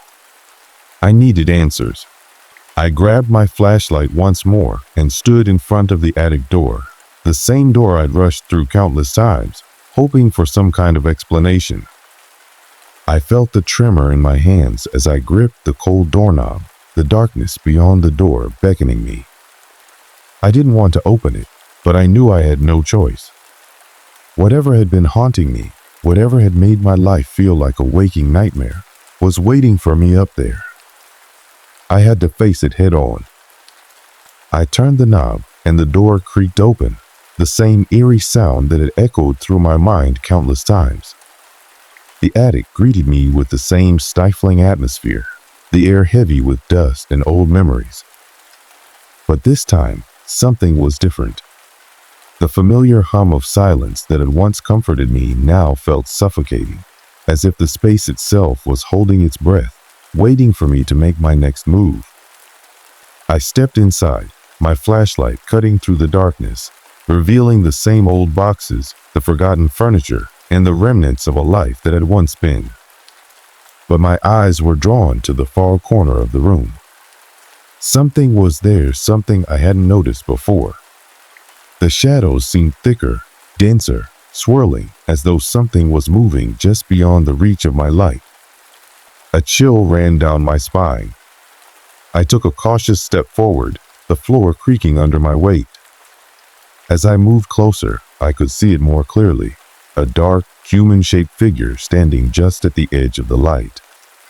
At first, I thought it was a trick of the shadows, but the figure didn't move. It stood perfectly still, as if it were watching me. My breath caught in my throat as I tried to steady my pulse. I couldn't look away. The figure was tall, its shape almost impossible to define. It was as if the darkness itself had taken form, its edges blurry, shifting, like smoke caught in a breeze. The more I stared, the more I felt a deep, gnawing sense of dread. It wasn't just the sight of the figure that terrified me, it was the feeling that came with it. A deep, suffocating terror that seemed to seep into my skin, wrapping around my heart and squeezing until I could hardly breathe. Then, a sound broke the silence. A low, guttural sound that came from the figure. At first, it was nothing more than a whisper, barely audible above the pounding of my heart, but it grew louder, more distinct, until I could hear it clearly. The voice, if you could even call it that, was hollow and raspy, like the sound of something ancient and broken. It echoed through the attic, the sound filling the space and reverberating in my chest. "Get out."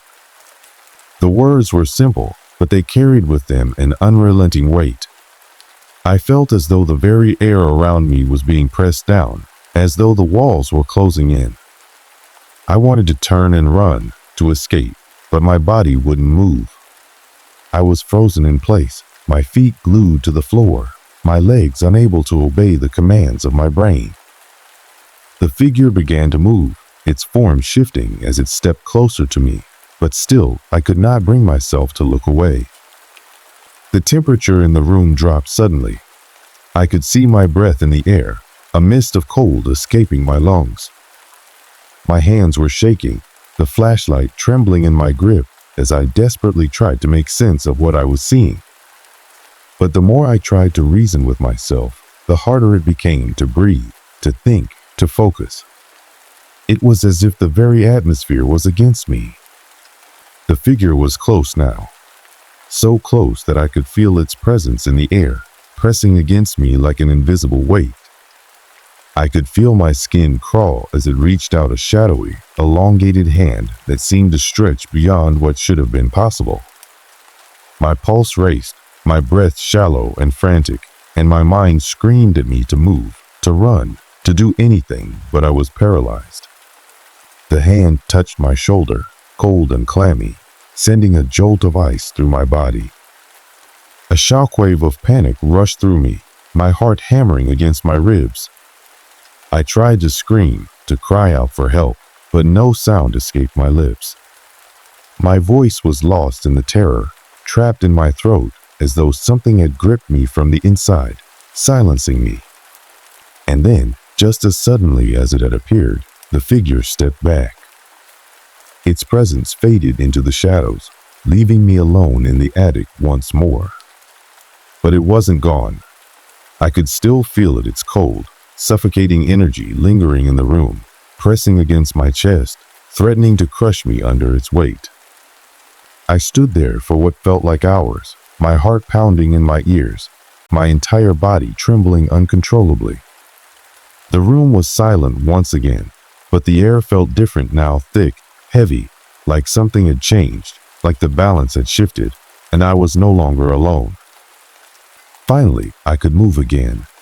My legs felt weak beneath me, but somehow I managed to turn and stumble toward the door. My breath was coming in ragged gasps, my pulse still racing, but as I stepped back into the hallway, I couldn't shake the feeling that I was being followed. That whatever had been in that attic was still with me, just out of sight, watching from the shadows. I slammed the attic door shut behind me and leaned against it, trying to steady myself, trying to make sense of what had just happened. I could feel the coldness lingering on my skin, like an imprint of the thing that had touched me. The fear, deep, raw, and overwhelming, clung to me like a second skin. I was shaking so badly that I could barely stand. But the terror didn't end there. As I stood in the hallway, trying to catch my breath, I heard it. The voice again. Faint, distant, but unmistakable. Get out. This time, it was not from the attic. It came from somewhere else. Somewhere closer. I turned, my heart racing. I knew, without a doubt, that whatever had been haunting me had no intention of letting me go. The next few days were a blur of fear, confusion, and a desperate attempt to make sense of everything that had happened. I found myself in a constant state of alertness, jumping at every creak of the floorboards, every gust of wind that rattled the windows. The presence in the house, whatever it was, had escalated beyond the point of tolerance. What had once been a series of unnerving noises and fleeting glimpses had now become something far more sinister, something I couldn't ignore any longer. I spent most of my time pacing around the house, trying to convince myself that I wasn't losing my mind, that there had to be a rational explanation for what had been happening. But the more I thought about it, the less sense it made. How could I explain the cold, the shadowy figure, the voice that spoke to me in that guttural tone? Nothing in my life had prepared me for this, and no amount of rationalization seemed to offer any comfort. I had tried reaching out to friends, to family, anyone who might offer some sort of explanation, but the responses were always the same: dismissive, condescending, or downright incredulous. It's probably just your imagination, they would say. You're stressed, maybe sleep deprived, but I knew the truth. What I had experienced wasn't a figment of my imagination. It was real. The pressure began to mount, and I realized that something had to change. I couldn't live like this anymore, constantly on edge, terrified that at any moment the thing in the attic would come for me again. I had to make a decision, and fast. That's when I remembered something. A conversation I'd had with a neighbor months earlier, long before any of this had started. They had mentioned, almost in passing, that the house I was living in had a history, one that had been kept quiet for years. It was an offhand comment, one that didn't seem important at the time. But now, it felt like the missing piece of the puzzle. Maybe there was something in the past of this house that had triggered all of this. I went to my neighbor's house, hoping they might be able to shed some light on what I had been experiencing. When I explained my situation, their face grew pale, and they leaned in, speaking in a low voice as though someone might overhear. I didn't want to mention it, but this house has a history. It used to belong to an old family. They moved out years ago. But, well, I've heard rumors about strange things happening here. People say the place is cursed. My heart skipped a beat. Cursed? That word had always been a part of ghost stories, the stuff of urban legends. But hearing it spoken in such a matter-of-fact way made everything feel so much more real. I needed to know more. Cursed? What do you mean? I asked, feeling a surge of hope that finally someone might have an answer. The neighbor hesitated before continuing. There was an accident in the attic. A fire. A long time ago. It claimed the lives of the family that lived here. They say their spirits never left, that they still haunt the house. Some believe it's the old family. Others say it's something darker, something that was never meant to be disturbed. All I know is, whatever happened up there is the reason people don't stick around long. The revelation hit me like a ton of bricks. A fire. A family lost. It all made sense now, the coldness, the figure, the voice. But it also terrified me. Could it be true? Could the house really be cursed? And if so, Was there anything I could do to stop it? I left the neighbor's house with more questions than answers. The sense of dread that had been hanging over me felt thicker now, almost suffocating. I felt like I was drowning in a sea of unanswered questions, and no matter how much I tried to reach for the surface, I couldn't escape the grip of whatever force was pulling me down. The following night, I decided to take matters into my own hands. I couldn't keep living in fear, waiting for whatever was in the attic to come for me again.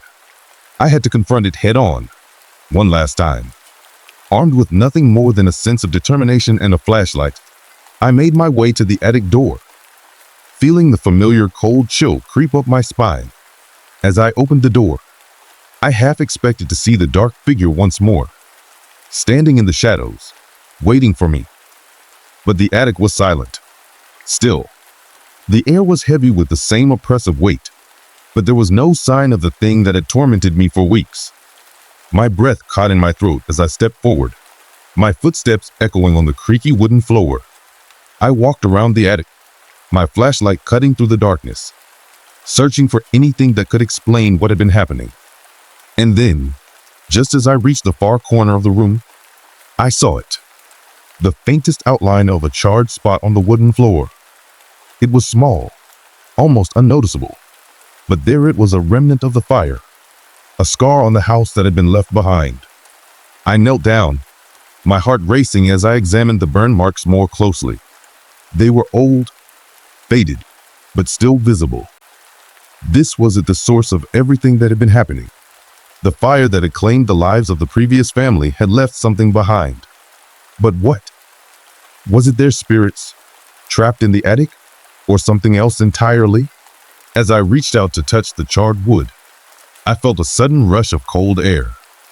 The temperature in the room dropped dramatically, and I heard it again, the voice, louder this time, clearer, as if it were right behind me.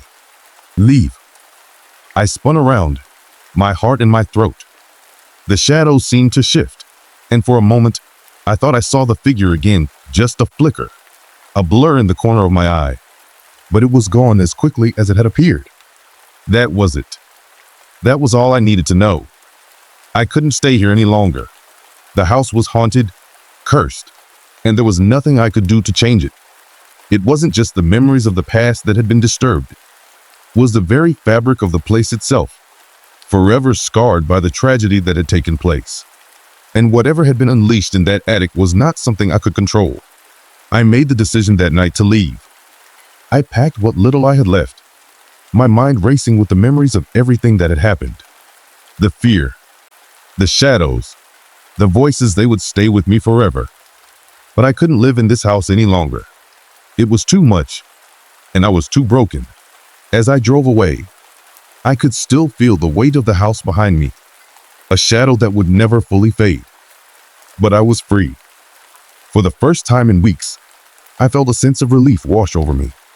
I had escaped, but I knew deep down that the house would always be there, waiting for the next person who dared to live within its cursed walls. The house would never let go. It never had. And as I glanced back in my rearview mirror, I thought I saw it again, the flicker of a shadow, just at the edge of my vision, watching me as I drove away. But this time, I didn't stop. I couldn't. The story of the house, its tragedy, and its curse would stay in my past. But I knew better than to look back, and I never would again. The days after I left that house were a blur. I moved into a small apartment in the city, a place that felt foreign to me, cold, impersonal. But at least it was quiet. There were no creaks in the floorboards, no whispers in the walls, and most importantly, no suffocating presence looming over me. But even as I tried to settle into my new life, the memories of that place haunted me. The attic, the voice, the cold, none of it left my mind. It was as if the house had planted itself deep in my thoughts, rooting there, refusing to be forgotten. At night, I would often wake up in a cold sweat, heart pounding in my chest, convinced I could hear that voice again, faint, distant, but always clear. Leave.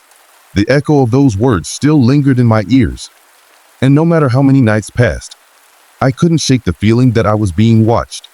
Sometimes, When I would glance into the shadows of my new apartment, I could almost swear I saw something move, something out of the corner of my eye. But when I turned to face it, there was nothing. I sought help, of course. Therapy, support groups, even spiritual counselors. I needed something, anything, to help me understand what had happened, to make sense of the fear that had taken root in me. I wanted closure, but the more I tried to move on, the more I realized how deeply the experience had affected me. I had spent so much time trying to ignore it, trying to convince myself that it was over. But the truth was, I was far from free. The house was no longer just a place, it had become a symbol. A reminder of how fragile the boundary between this world and whatever lies beyond it truly is. It wasn't just the tragedy of the fire, the lives lost in the attic, that kept me awake at night. It was the realization that some things can never be fully understood, that some experiences defy explanation. And no matter how much you want to forget, some things stay with you forever. I could never go back to that house. But in a way, I didn't need to. I had learned enough about it to understand that it wasn't just the house that was cursed. It was the very space between life and death, where the past lingers like a shadow, reaching out to those who dare to disturb it. The spirits, if you want to call them that, were trapped in that liminal space, unable to move on, unable to let go of the pain and fear that had defined their final moments. They weren't just haunting the attic. They were haunting me, haunting anyone who would dare live within those walls. In the weeks that followed, I did my best to rebuild. I met new people, started new routines, and tried to remind myself that I was safe now, far away from that house. But there was always that lingering thought in the back of my mind. Was it truly over? Could I ever truly escape what I had experienced? And then, one day, I received a call. It was from the landlord of the house I had rented. They told me that they had found something I hadn't noticed when I moved out. A letter, hidden under a floorboard in the attic, addressed to the previous family that had lived there. The landlord said they had never seen it before. They wanted to know if I had left it behind. But something in the way they said it made me uneasy. I could feel my stomach tighten with dread as the memories rushed back. I told them I didn't know anything about it. But the truth was, I didn't want to know. I didn't want to be involved with that house again, not even in the smallest way. I asked them to burn the letter, to get rid of it, to never speak of it again. I told them I had moved on, that I had nothing left to give that house, that history. But that wasn't the truth. The truth was, the house had become a part of me. The fear, the unanswered questions, the feeling that I was still being watched, it would always be with me. And I knew, deep down, that there was no true escape. No matter how far I ran, the past would always find a way to catch up. Some things, once they've touched you, never truly let go. I never found out what happened to that letter. I never asked. I never wanted to know. But sometimes, when I close my eyes, I wonder what secrets it held. Who was it really meant for? Was it a warning? Or something more sinister? Maybe it was meant for me. To a message that the house had never truly finished with me. That even though I had walked away, I was still bound to it somehow. That the past would always follow me, whether I wanted it to or not. The truth is, I don't know what to make of it. I don't know what happened in that house, or why it happened to me. But I know one thing for sure, I'll never forget it. And sometimes, in the quiet of the night, when the world is still and my mind begins to drift, I hear the faintest sound. A whisper, maybe, or just a breath of winds. But it's always there. A reminder, a warning. I'm not sure if I'll ever truly be free. Maybe there's no such thing as freedom when it comes to the things we can't understand. But I know I've learned one valuable lesson. Some doors, once opened, can never be closed again. Some stories, once lived, can never be fully forgotten. And no matter how far I run, I'll always carry the weight of that house with me. Forever. It all started when I moved into the old house on Maple Street. I had been searching for a fresh start, away from the noise of the city. The house was the perfect solution, a quiet, secluded home that seemed to promise peace and comfort. It was built in the early 1900s, a traditional two-story with a wraparound porch. The garden, though overgrown, had a certain charm, and the air had a crispness that only old houses seem to hold. Everything about it seemed to tell a story, but I never thought much about its past. I was too excited to begin anew in a place that felt like it had potential. Moving in was a typical experience. Boxes everywhere, the smell of old wood and dust, and that comforting silence that a new home brings. My dog, Max, followed me around, sniffing every corner as I tried to figure out where to place furniture and what to do with all the extra space. It was just the two of us, and that was fine by me. I wanted the solitude, the ability to spend my evenings in peace, watching TV or reading a book, without the distractions of city life. The first few days went by smoothly. The neighbors were friendly, if not a bit quiet. They all seemed to keep to themselves, but they waved when I was outside or walked past my house. I made small talk with a few of them, but no one really seemed to want to get too close. A lot of people had lived in the area for years, so there was an air of familiarity to everything. It was almost as if the town had its own rhythm, and I was just an outsider trying to blend in. Max was the only one who seemed to adjust quickly to the house. He found his spots, whether it was by the fireplace or near the back door, and I noticed he seemed particularly comfortable here. I suppose that's one of the things that made the place feel right. It was almost like we were meant to be here. Every night, we would settle into our routines. I'd cook dinner, and he'd curl up at my feet, always keeping a watchful eye on the house, as if guarding us from anything that could come from the shadows. It wasn't until the second week that things started to shift. At first, it was subtle, nothing overtly alarming.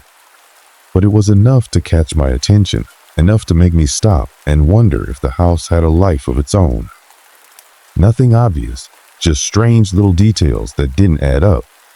The kind of things that would make you think your mind was playing tricks on you. It began with the attic.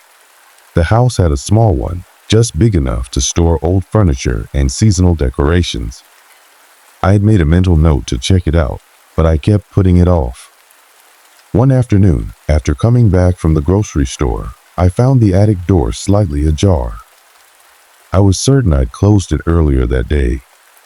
I thought maybe I'd left it open in my rush to unpack or put things away, but when I reached for the handle, I noticed something else. A small piece of paper was wedged between the door and the frame. It was torn from something, and it didn't belong to me. Curiosity got the best of me, and I unfolded the paper. It was handwritten in a tight, careful script that seemed almost too neat for its age. "Beware of what you bring into the house," it read. There were no other words, just that sentence. It was such an odd thing to find in an attic, an old, forgotten warning from someone long gone.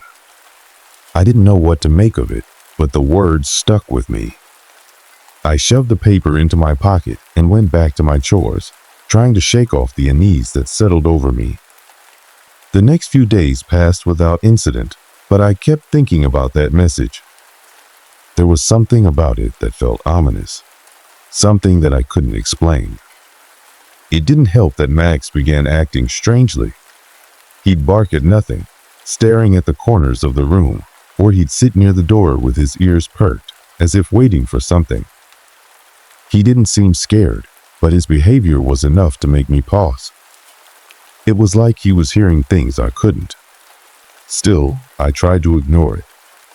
After all, the house was old. Maybe the wood creaked and groaned in ways I wasn't used to. Maybe it was just the wind or the house settling into its new routine. I told myself that everything was fine, that I was just adjusting to the quirks of an old home. Then came the day I found the journal. It was tucked beneath a pile of old newspapers in the attic, hidden away in a dusty corner I had never paid attention to. The leather binding was cracked, the pages yellowed with age. The journal looked like something from another time, and as I pulled it from the shadows, I felt an odd sense of recognition, as if this was something I had been waiting to find.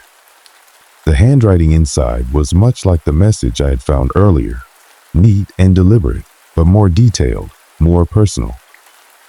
It told the story of a man who had lived in this very house many years ago.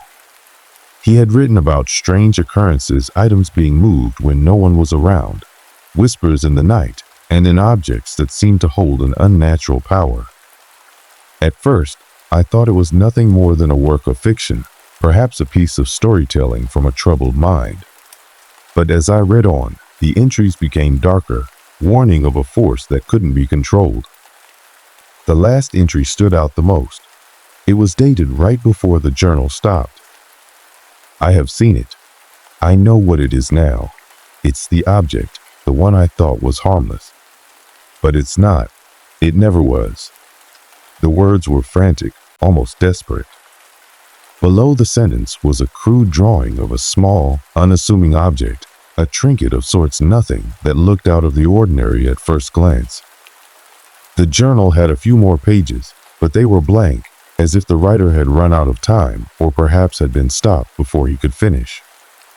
As I closed the journal, a strange feeling washed over me. It was as though something ancient, something that had been lying dormant in the house, had just been awakened. I didn't know why I felt so uneasy. The journal could have just been the ramblings of someone long gone, but the more I thought about it, the more I began to wonder about that object the man had written about. What was it? Could it still be here? Could it be the reason for the strange occurrences that had already begun? I wasn't sure, but I knew one thing for certain. I was no longer alone in this house. It wasn't long after I had read the journal that the atmosphere in the houses began to shift.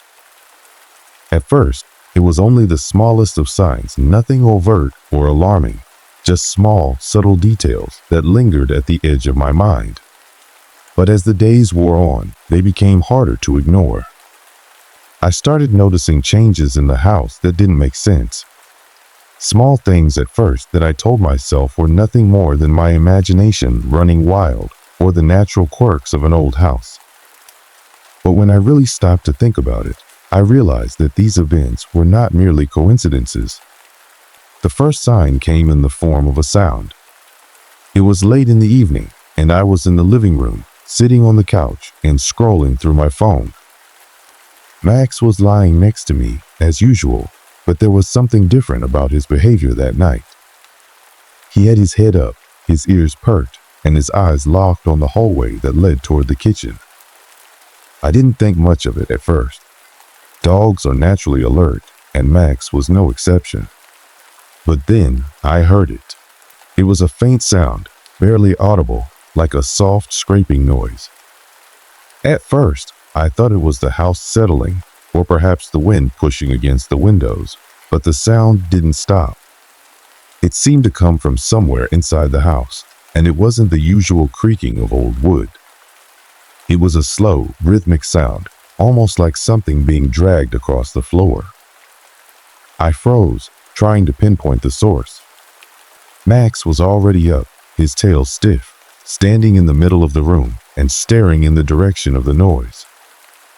He wasn't barking, but I could tell he was uneasy.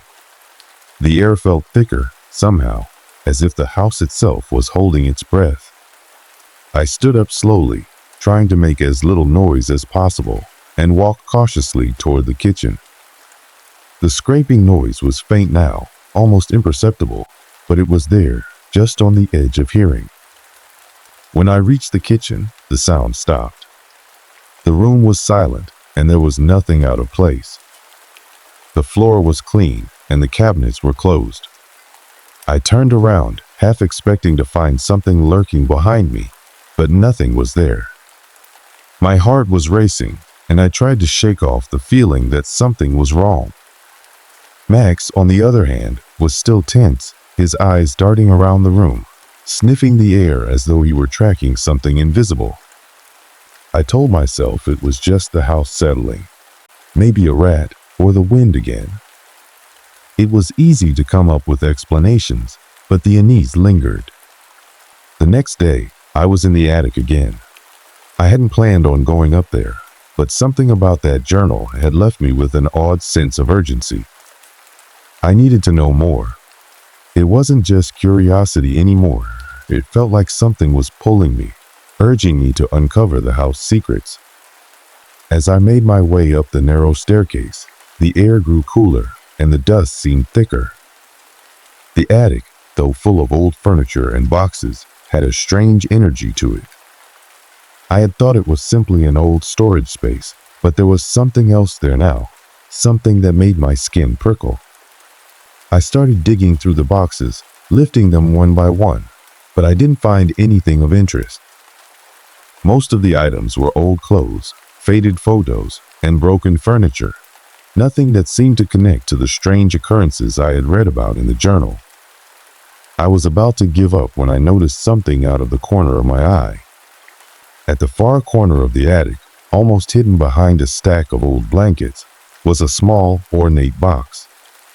It was a beautiful thing, delicate and well-crafted, with intricate designs carved into its surface. It looked out of place among the other junk. The box seemed almost alive, as if it was waiting for me to find it. My heart skipped a beat. It was the kind of box you don't forget once you see it. I had no idea how long it had been there, or why I hadn't noticed it before, but the moment I laid eyes on it, I felt a rush of recognition. The same kind of feeling I had when I first picked up the journal. Like something deep inside me knew what it was before I did. I hesitated, unsure whether I should touch it. But my curiosity won out, and I reached out, lifting the box carefully. It was light, almost weightless in my hands, and as I turned it over, I saw a small keyhole at the front. There was no key in sight, and it wasn't locked, so I slowly lifted the lid. Inside, there was nothing but a small, tarnished trinket, an object so simple and unremarkable that I almost put the box down right then and there. It was a tiny, old-fashioned mirror, no bigger than a coin, with a cracked silver frame. I stared at it for a moment, trying to understand why it had been hidden away so carefully. But before I could think any further, I heard Max whimpering behind me. I turned around quickly, but the room was empty. He wasn't in the attic with me. Confused and unsettled, I made my way downstairs, calling out for Max. When I reached the living room, I found him standing by the front door, staring intently at something just outside. He wasn't barking, but his whole body was stiff with tension. His fur was standing on end, and his eyes were wide, fixed on something I couldn't see. I walked over to him, trying to calm him, but he refused to move. His gaze remained locked on the door, and it was then that I noticed something strange. The doorknob was turning slowly, as if someone or something was on the other side, trying to get in. I reached for the door, but before I could touch the handle, the noise stopped. The door remained still, the knob no longer turning. The air felt charged, heavy with an unsettling energy that I couldn't shake.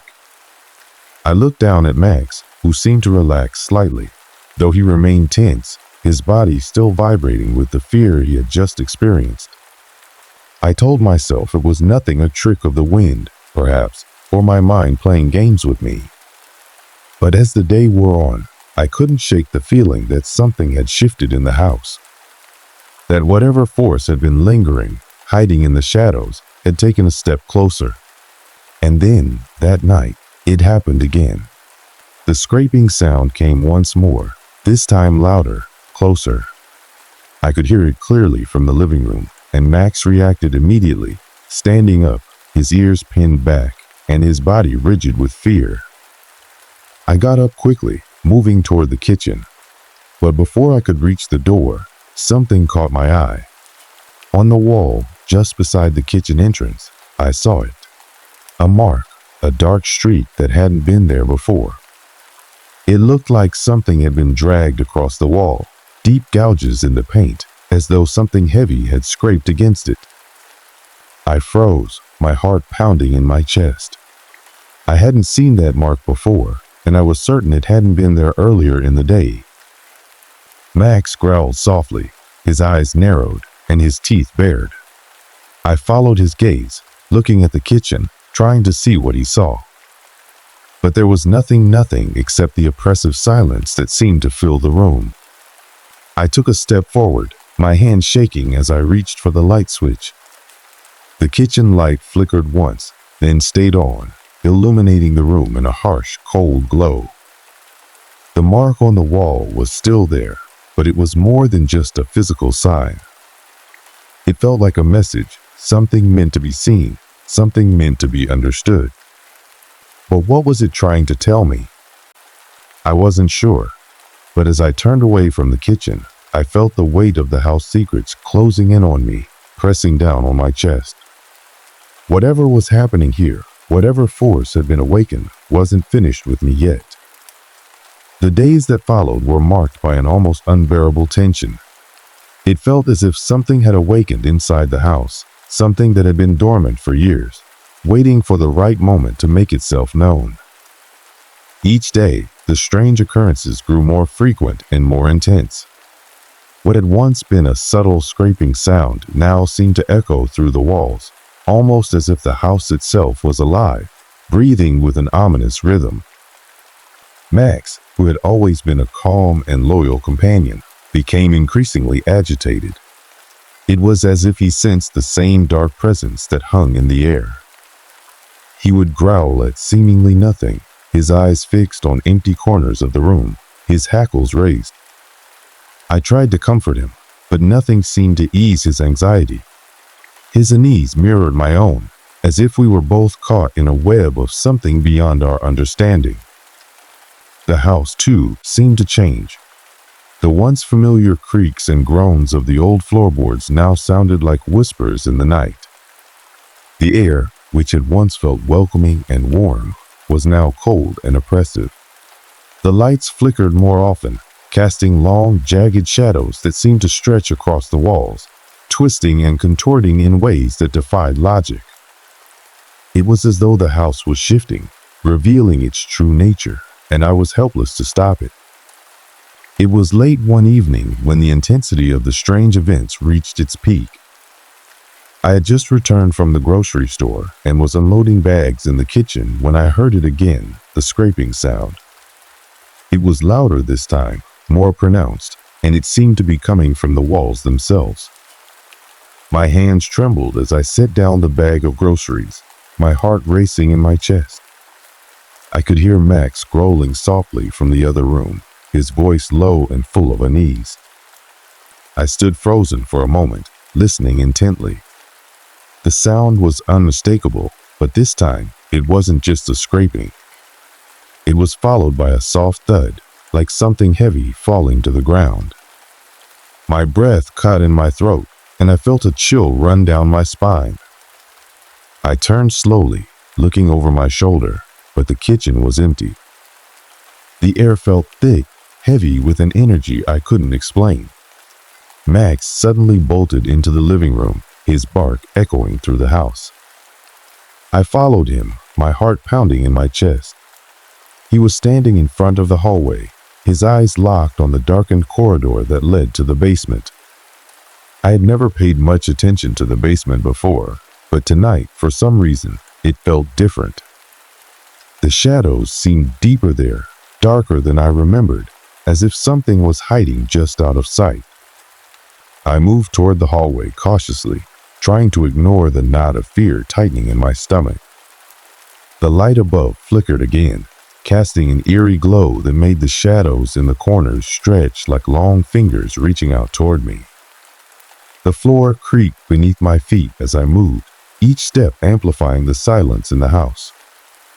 Max barked again, his tail rigid, and I stopped in my tracks.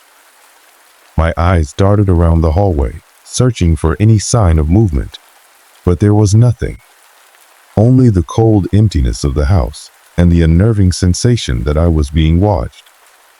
The walls seemed to close in on me, and the sound of my own breathing felt deafening in the stillness. I couldn't ignore it any longer. Something was happening, something I couldn't explain.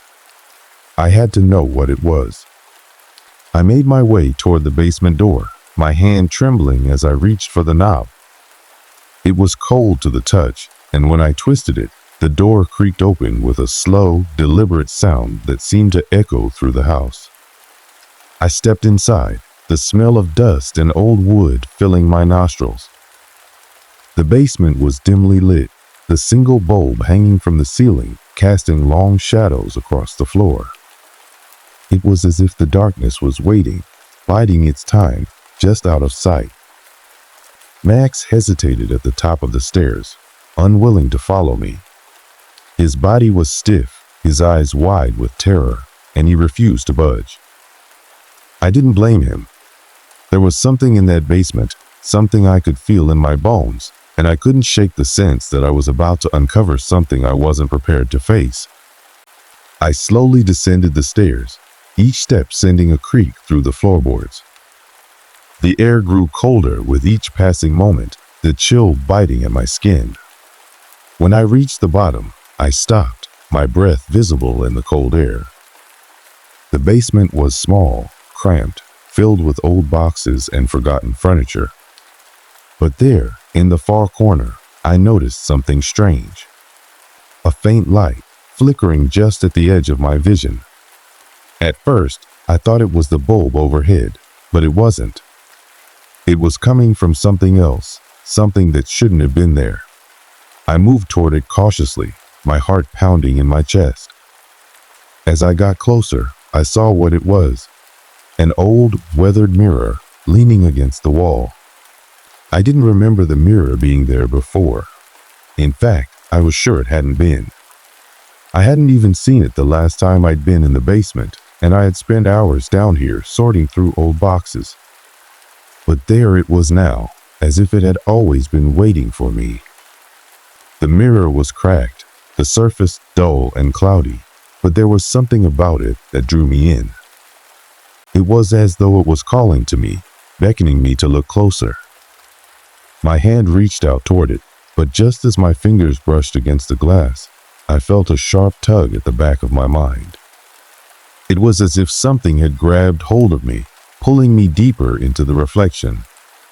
I jerked my hand back, my pulse racing, and looked at the mirror once more. This time, I noticed something even more disturbing. In the reflection, there was a figure standing behind me. A dark shape, a silhouette, but it wasn't my own. I spun around quickly, but the basement was empty. There was no one there. Max barked from the top of the stairs, his voice high and panicked. I turned toward him, but the chill in the air was growing, and the shadows seemed to stretch even further, as if the darkness was closing in around me. I took one last glance at the mirror, my eyes scanning the surface, but the figure was gone. The reflection was mine once again. But the feeling lingered. The oppressive weight of something unseen, something malevolent, was hanging in the air, and I couldn't shake the sensation that it was watching me, waiting. I turned to leave the basement, but the door slammed shut behind me with a loud bang, the sound reverberating through the house. Max's barking grew more frantic, and I rushed toward the stairs, my hands gripping the railing tightly. My breath came in shallow gasps as I ascended the steps, the fear clenching my chest. When I reached the top, the door to the basement was already open again, standing wide as if nothing had happened. Max was at the door, his body trembling with fear. He looked at me with wide, pleading eyes, and I could feel the terror radiating off him. He had seen something I hadn't. I tried to catch my breath, my heart still racing, but my mind was spinning with questions. What had I seen in the mirror? Was it just my imagination, or had something truly been there? And if it had been real, what did it mean? I had no answers, but I knew one thing for sure. Whatever force was at work here, whatever was haunting this house, was becoming more aggressive, more active. It wasn't content with staying hidden any longer. And as I looked around the darkened hallway, I couldn't shake the feeling that something was moving just out of sight, something waiting for the right moment to make its presence known. Max growled softly at my side, his body tense, and I knew that neither of us was safe anymore. The house had changed, and with it, everything I thought I knew about the world had been turned upside down. I didn't know what was coming next, but I knew one thing. It wasn't going to stop until it had everything it wanted. The house had never felt this alive before. The air was thick with dread, an oppressive weight that pressed down on my chest, making every breath feel like a struggle. Each time I moved through the rooms, I couldn't shake the feeling that something was trailing behind me, just out of sight. The strange occurrences that had started out as oddities had turned into something far more sinister. It was as though whatever force had been lingering in the houses was no longer content with remaining hidden. It wanted to be seen. It wanted to make its presence known. And it was now coming for me. That night, I couldn't sleep. Every sound in the house, every creak of the floorboards, every gust of wind rattling the windows sent my nerves into overdrive. Max was unusually still beside me, his eyes darting nervously around the room, as if he too sensed the danger that hung in the air. The once comforting hum of the house had become an eerie silence, broken only by the occasional sound of something heavy shifting in the walls. I lay there, staring at the ceiling, my mind racing. What had happened to the house? What had happened to me? The mirror in the basement, the figure in the reflection, everything had escalated so quickly, and I felt like I was losing control of my own life. I couldn't shake the feeling that whatever I had uncovered in the house was far more than I had bargained for.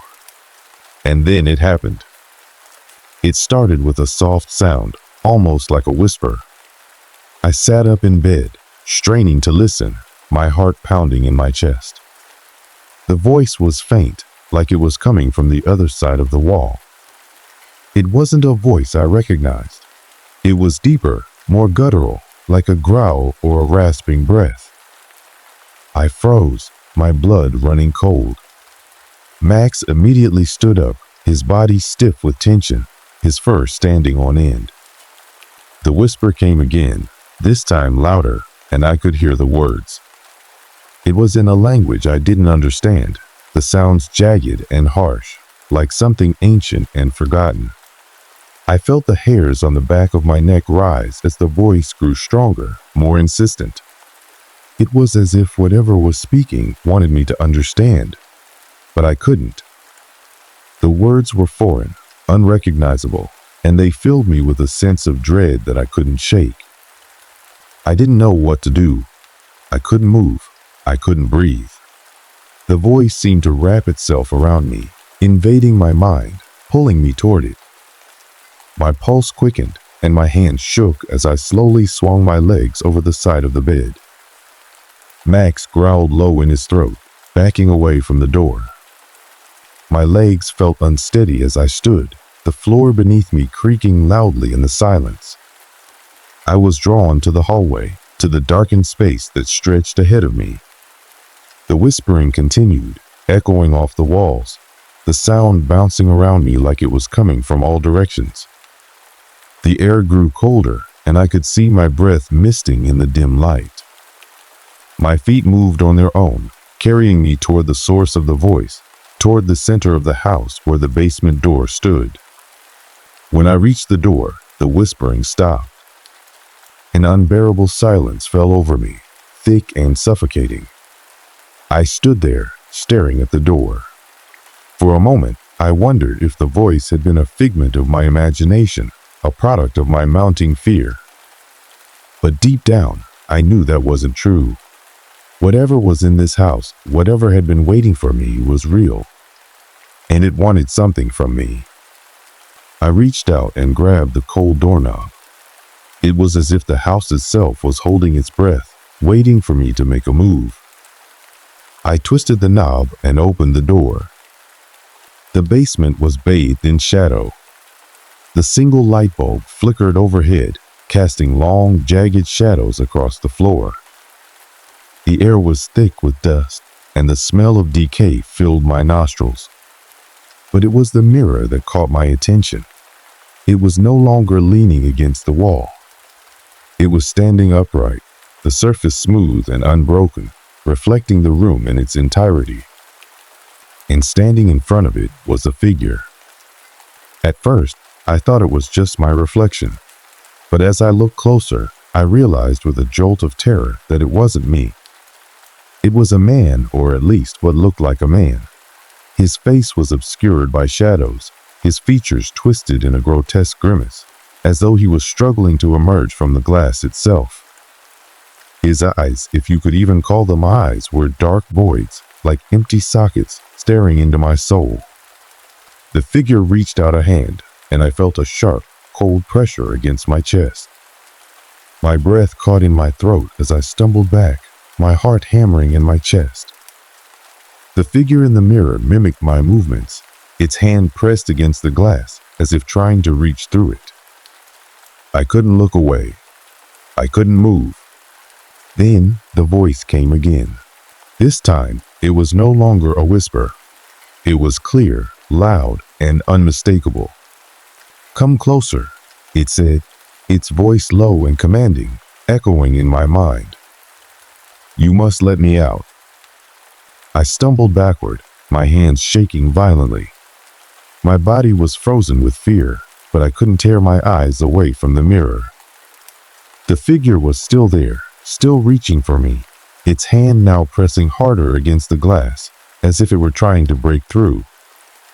The air in the basement grew heavier, thicker with a sense of impending doom.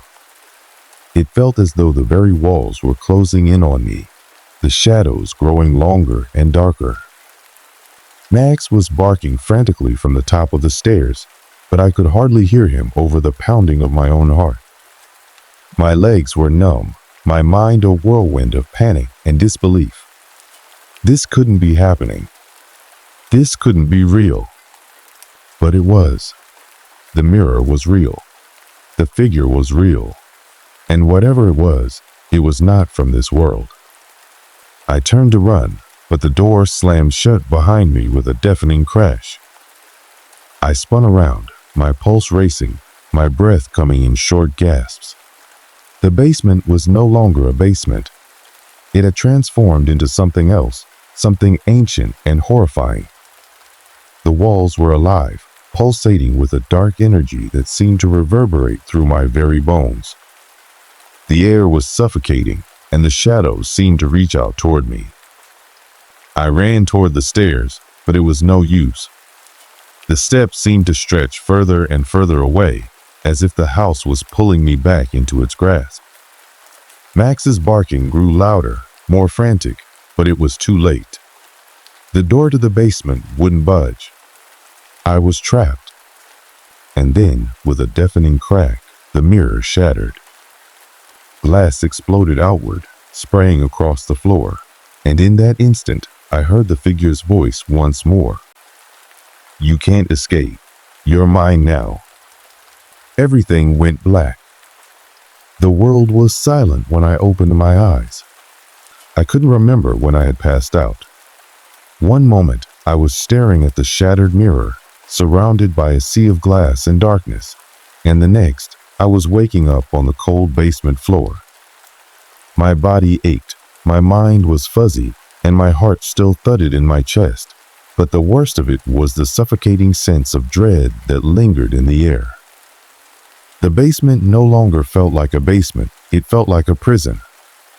Max was standing by the door, his tail tucked between his legs, his ears flattened against his head. He was whimpering softly, his eyes wide with fear. I pushed myself up, wincing at the sharp pain in my ribs, and I looked around. The house was eerily still, as if it too was holding its breath, waiting to see what I would do next. The mirror was gone. The fragments of glass lay scattered across the floor, but there was no sign of the figure, no trace of the otherworldly presence that had haunted me. It was as if it had never been there at all. I couldn't decide if that was a relief or if it made everything feel even more wrong. My thoughts were a jumbled mess as I stumbled toward the stairs. My legs felt weak, my mind racing with everything that had happened in the last few hours. The figure in the mirror, the voice, the overwhelming sense that something was trying to drag me into that other world, it all felt like a bad dream. But it wasn't a dream. It was real, and I knew deep down that whatever had happened wasn't over. I didn't know what I was supposed to do. I didn't know if I was supposed to stay or leave. The house felt like a place of malevolent power now, something that couldn't be explained by logic or reason. And yet, despite the terror, I knew one thing for sure. I couldn't stay here. I couldn't risk whatever had been unleashed coming after me again. I picked up Max and slowly made my way to the front door. The house was still as silent as ever, the only sound the soft shuffle of my feet against the wooden floor. I opened the door and stepped out into the cool night air. For the first time in what felt like forever, I could breathe again. The world outside was calm normal. The stars twinkled overhead, the breeze was gentle, and the only sound was the distant chirping of crickets. But it didn't feel like enough. The feeling of being watched, the unease that had settled in my bones, refused to leave me.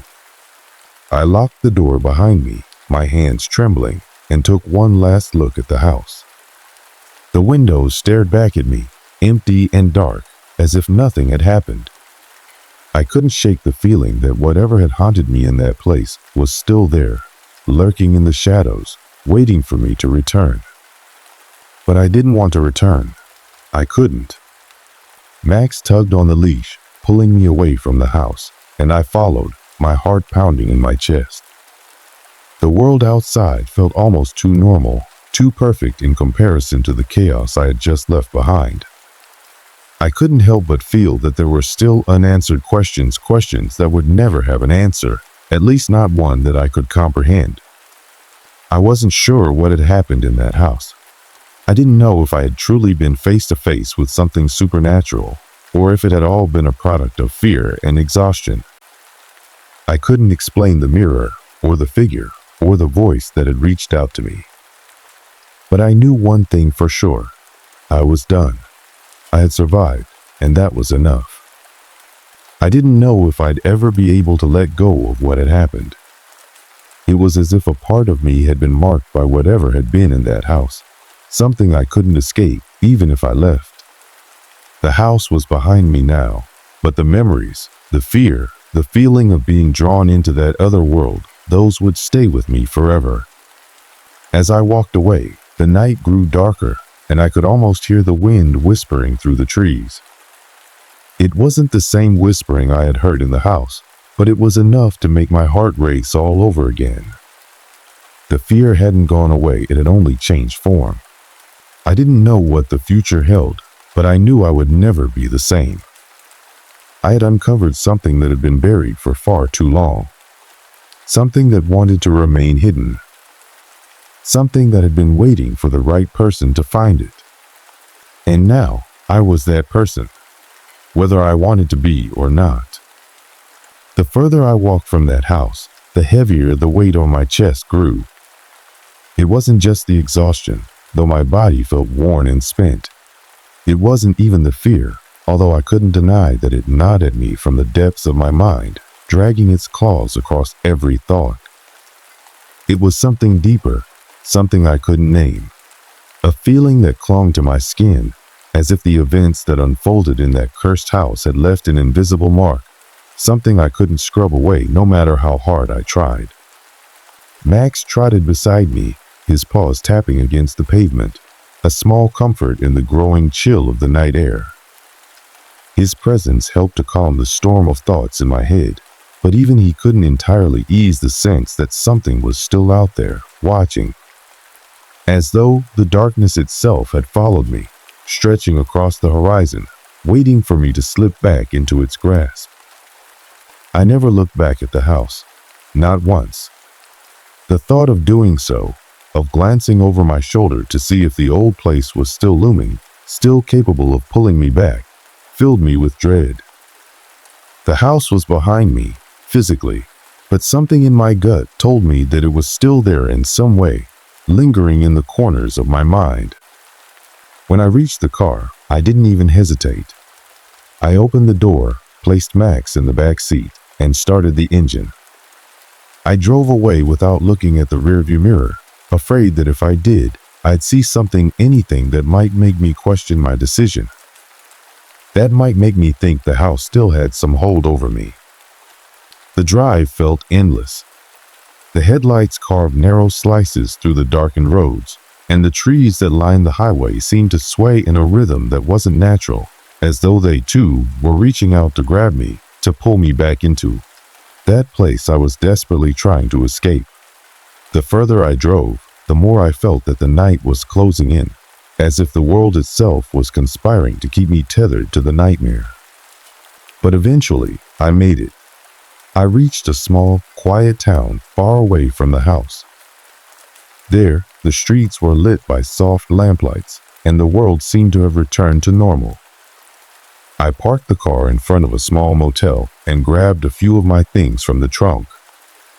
Max jumped out of the car and sniffed the air, wagging his tail. We went inside, and I locked the door behind me as if doing so could lock out everything that had happened. I stood in the middle of the room, staring at the bed, the walls, the simplicity of the space, and I realized something. I was safe. The house was behind me, the mirror was shattered, and the figure, whatever it was gone. But that didn't mean I was free. The fear that had overtaken me that night hadn't just been about the house, or the figure in the mirror, or the feeling of being pulled into something I couldn't understand. It had been something more, a recognition that there are forces in this world that we cannot control, things we will never fully comprehend. The journal had warned me about the object, but in the end, it wasn't just the object that had brought me to the brink of madness. It was the truth behind it, all the truth that some things are better left undisturbed. I couldn't forget the way the journal had described the dangers of seeking out the unknown. It spoke of things that were meant to be left in the dark, of forces that were older than time itself, and of the cost of uncovering them. The house had been a part of something bigger, a piece of a puzzle that I wasn't meant to solve. And I had paid the price for my curiosity. Max hopped up onto the bed beside me, curling up at my feet, as though trying to comfort me, though I knew neither of us could find comfort. We were both marked by the experience, carrying with us the knowledge that there are things in the world that should never be disturbed. I couldn't shake the feeling that something had been set into motion, something that might come for me again. The house, the mirror, the figure, it had all been too real, too tangible, and now I had no choice but to live with it. The warning in the journal, the clues hidden throughout that forsaken house, they had been meant for someone like me, someone who dared to look too closely at what should have remained in the shadows. And yet, as I sat there in the quiet motel room, the truth settled into my bones like a weight I couldn't shake. It wasn't over. Whatever had happened wasn't finished. It had merely been a beginning. I couldn't say for certain what would happen next, but I knew one thing. I would never be the same again. No matter how far I ran, no matter how many walls I built around myself, the fear would always be there. And I knew that one day, that fear would call me back to the house, to the mirror, to the thing that had been waiting. The world had given me a glimpse into a place I didn't understand, and I couldn't turn away from it now. No one should have to know the things I had learned, the things that lie just beneath the surface of the world we see. But I did, and that was something I'd have to carry with me for the rest of my life. For now, though, I closed my eyes, listening to the soft hum of the air conditioning, the rhythmic sound of Max's breathing. Tomorrow, I would try to move on, to leave the past behind. But deep down, I knew the past wasn't finished with me. It was merely waiting, like a shadow, to rise again when I least expected it.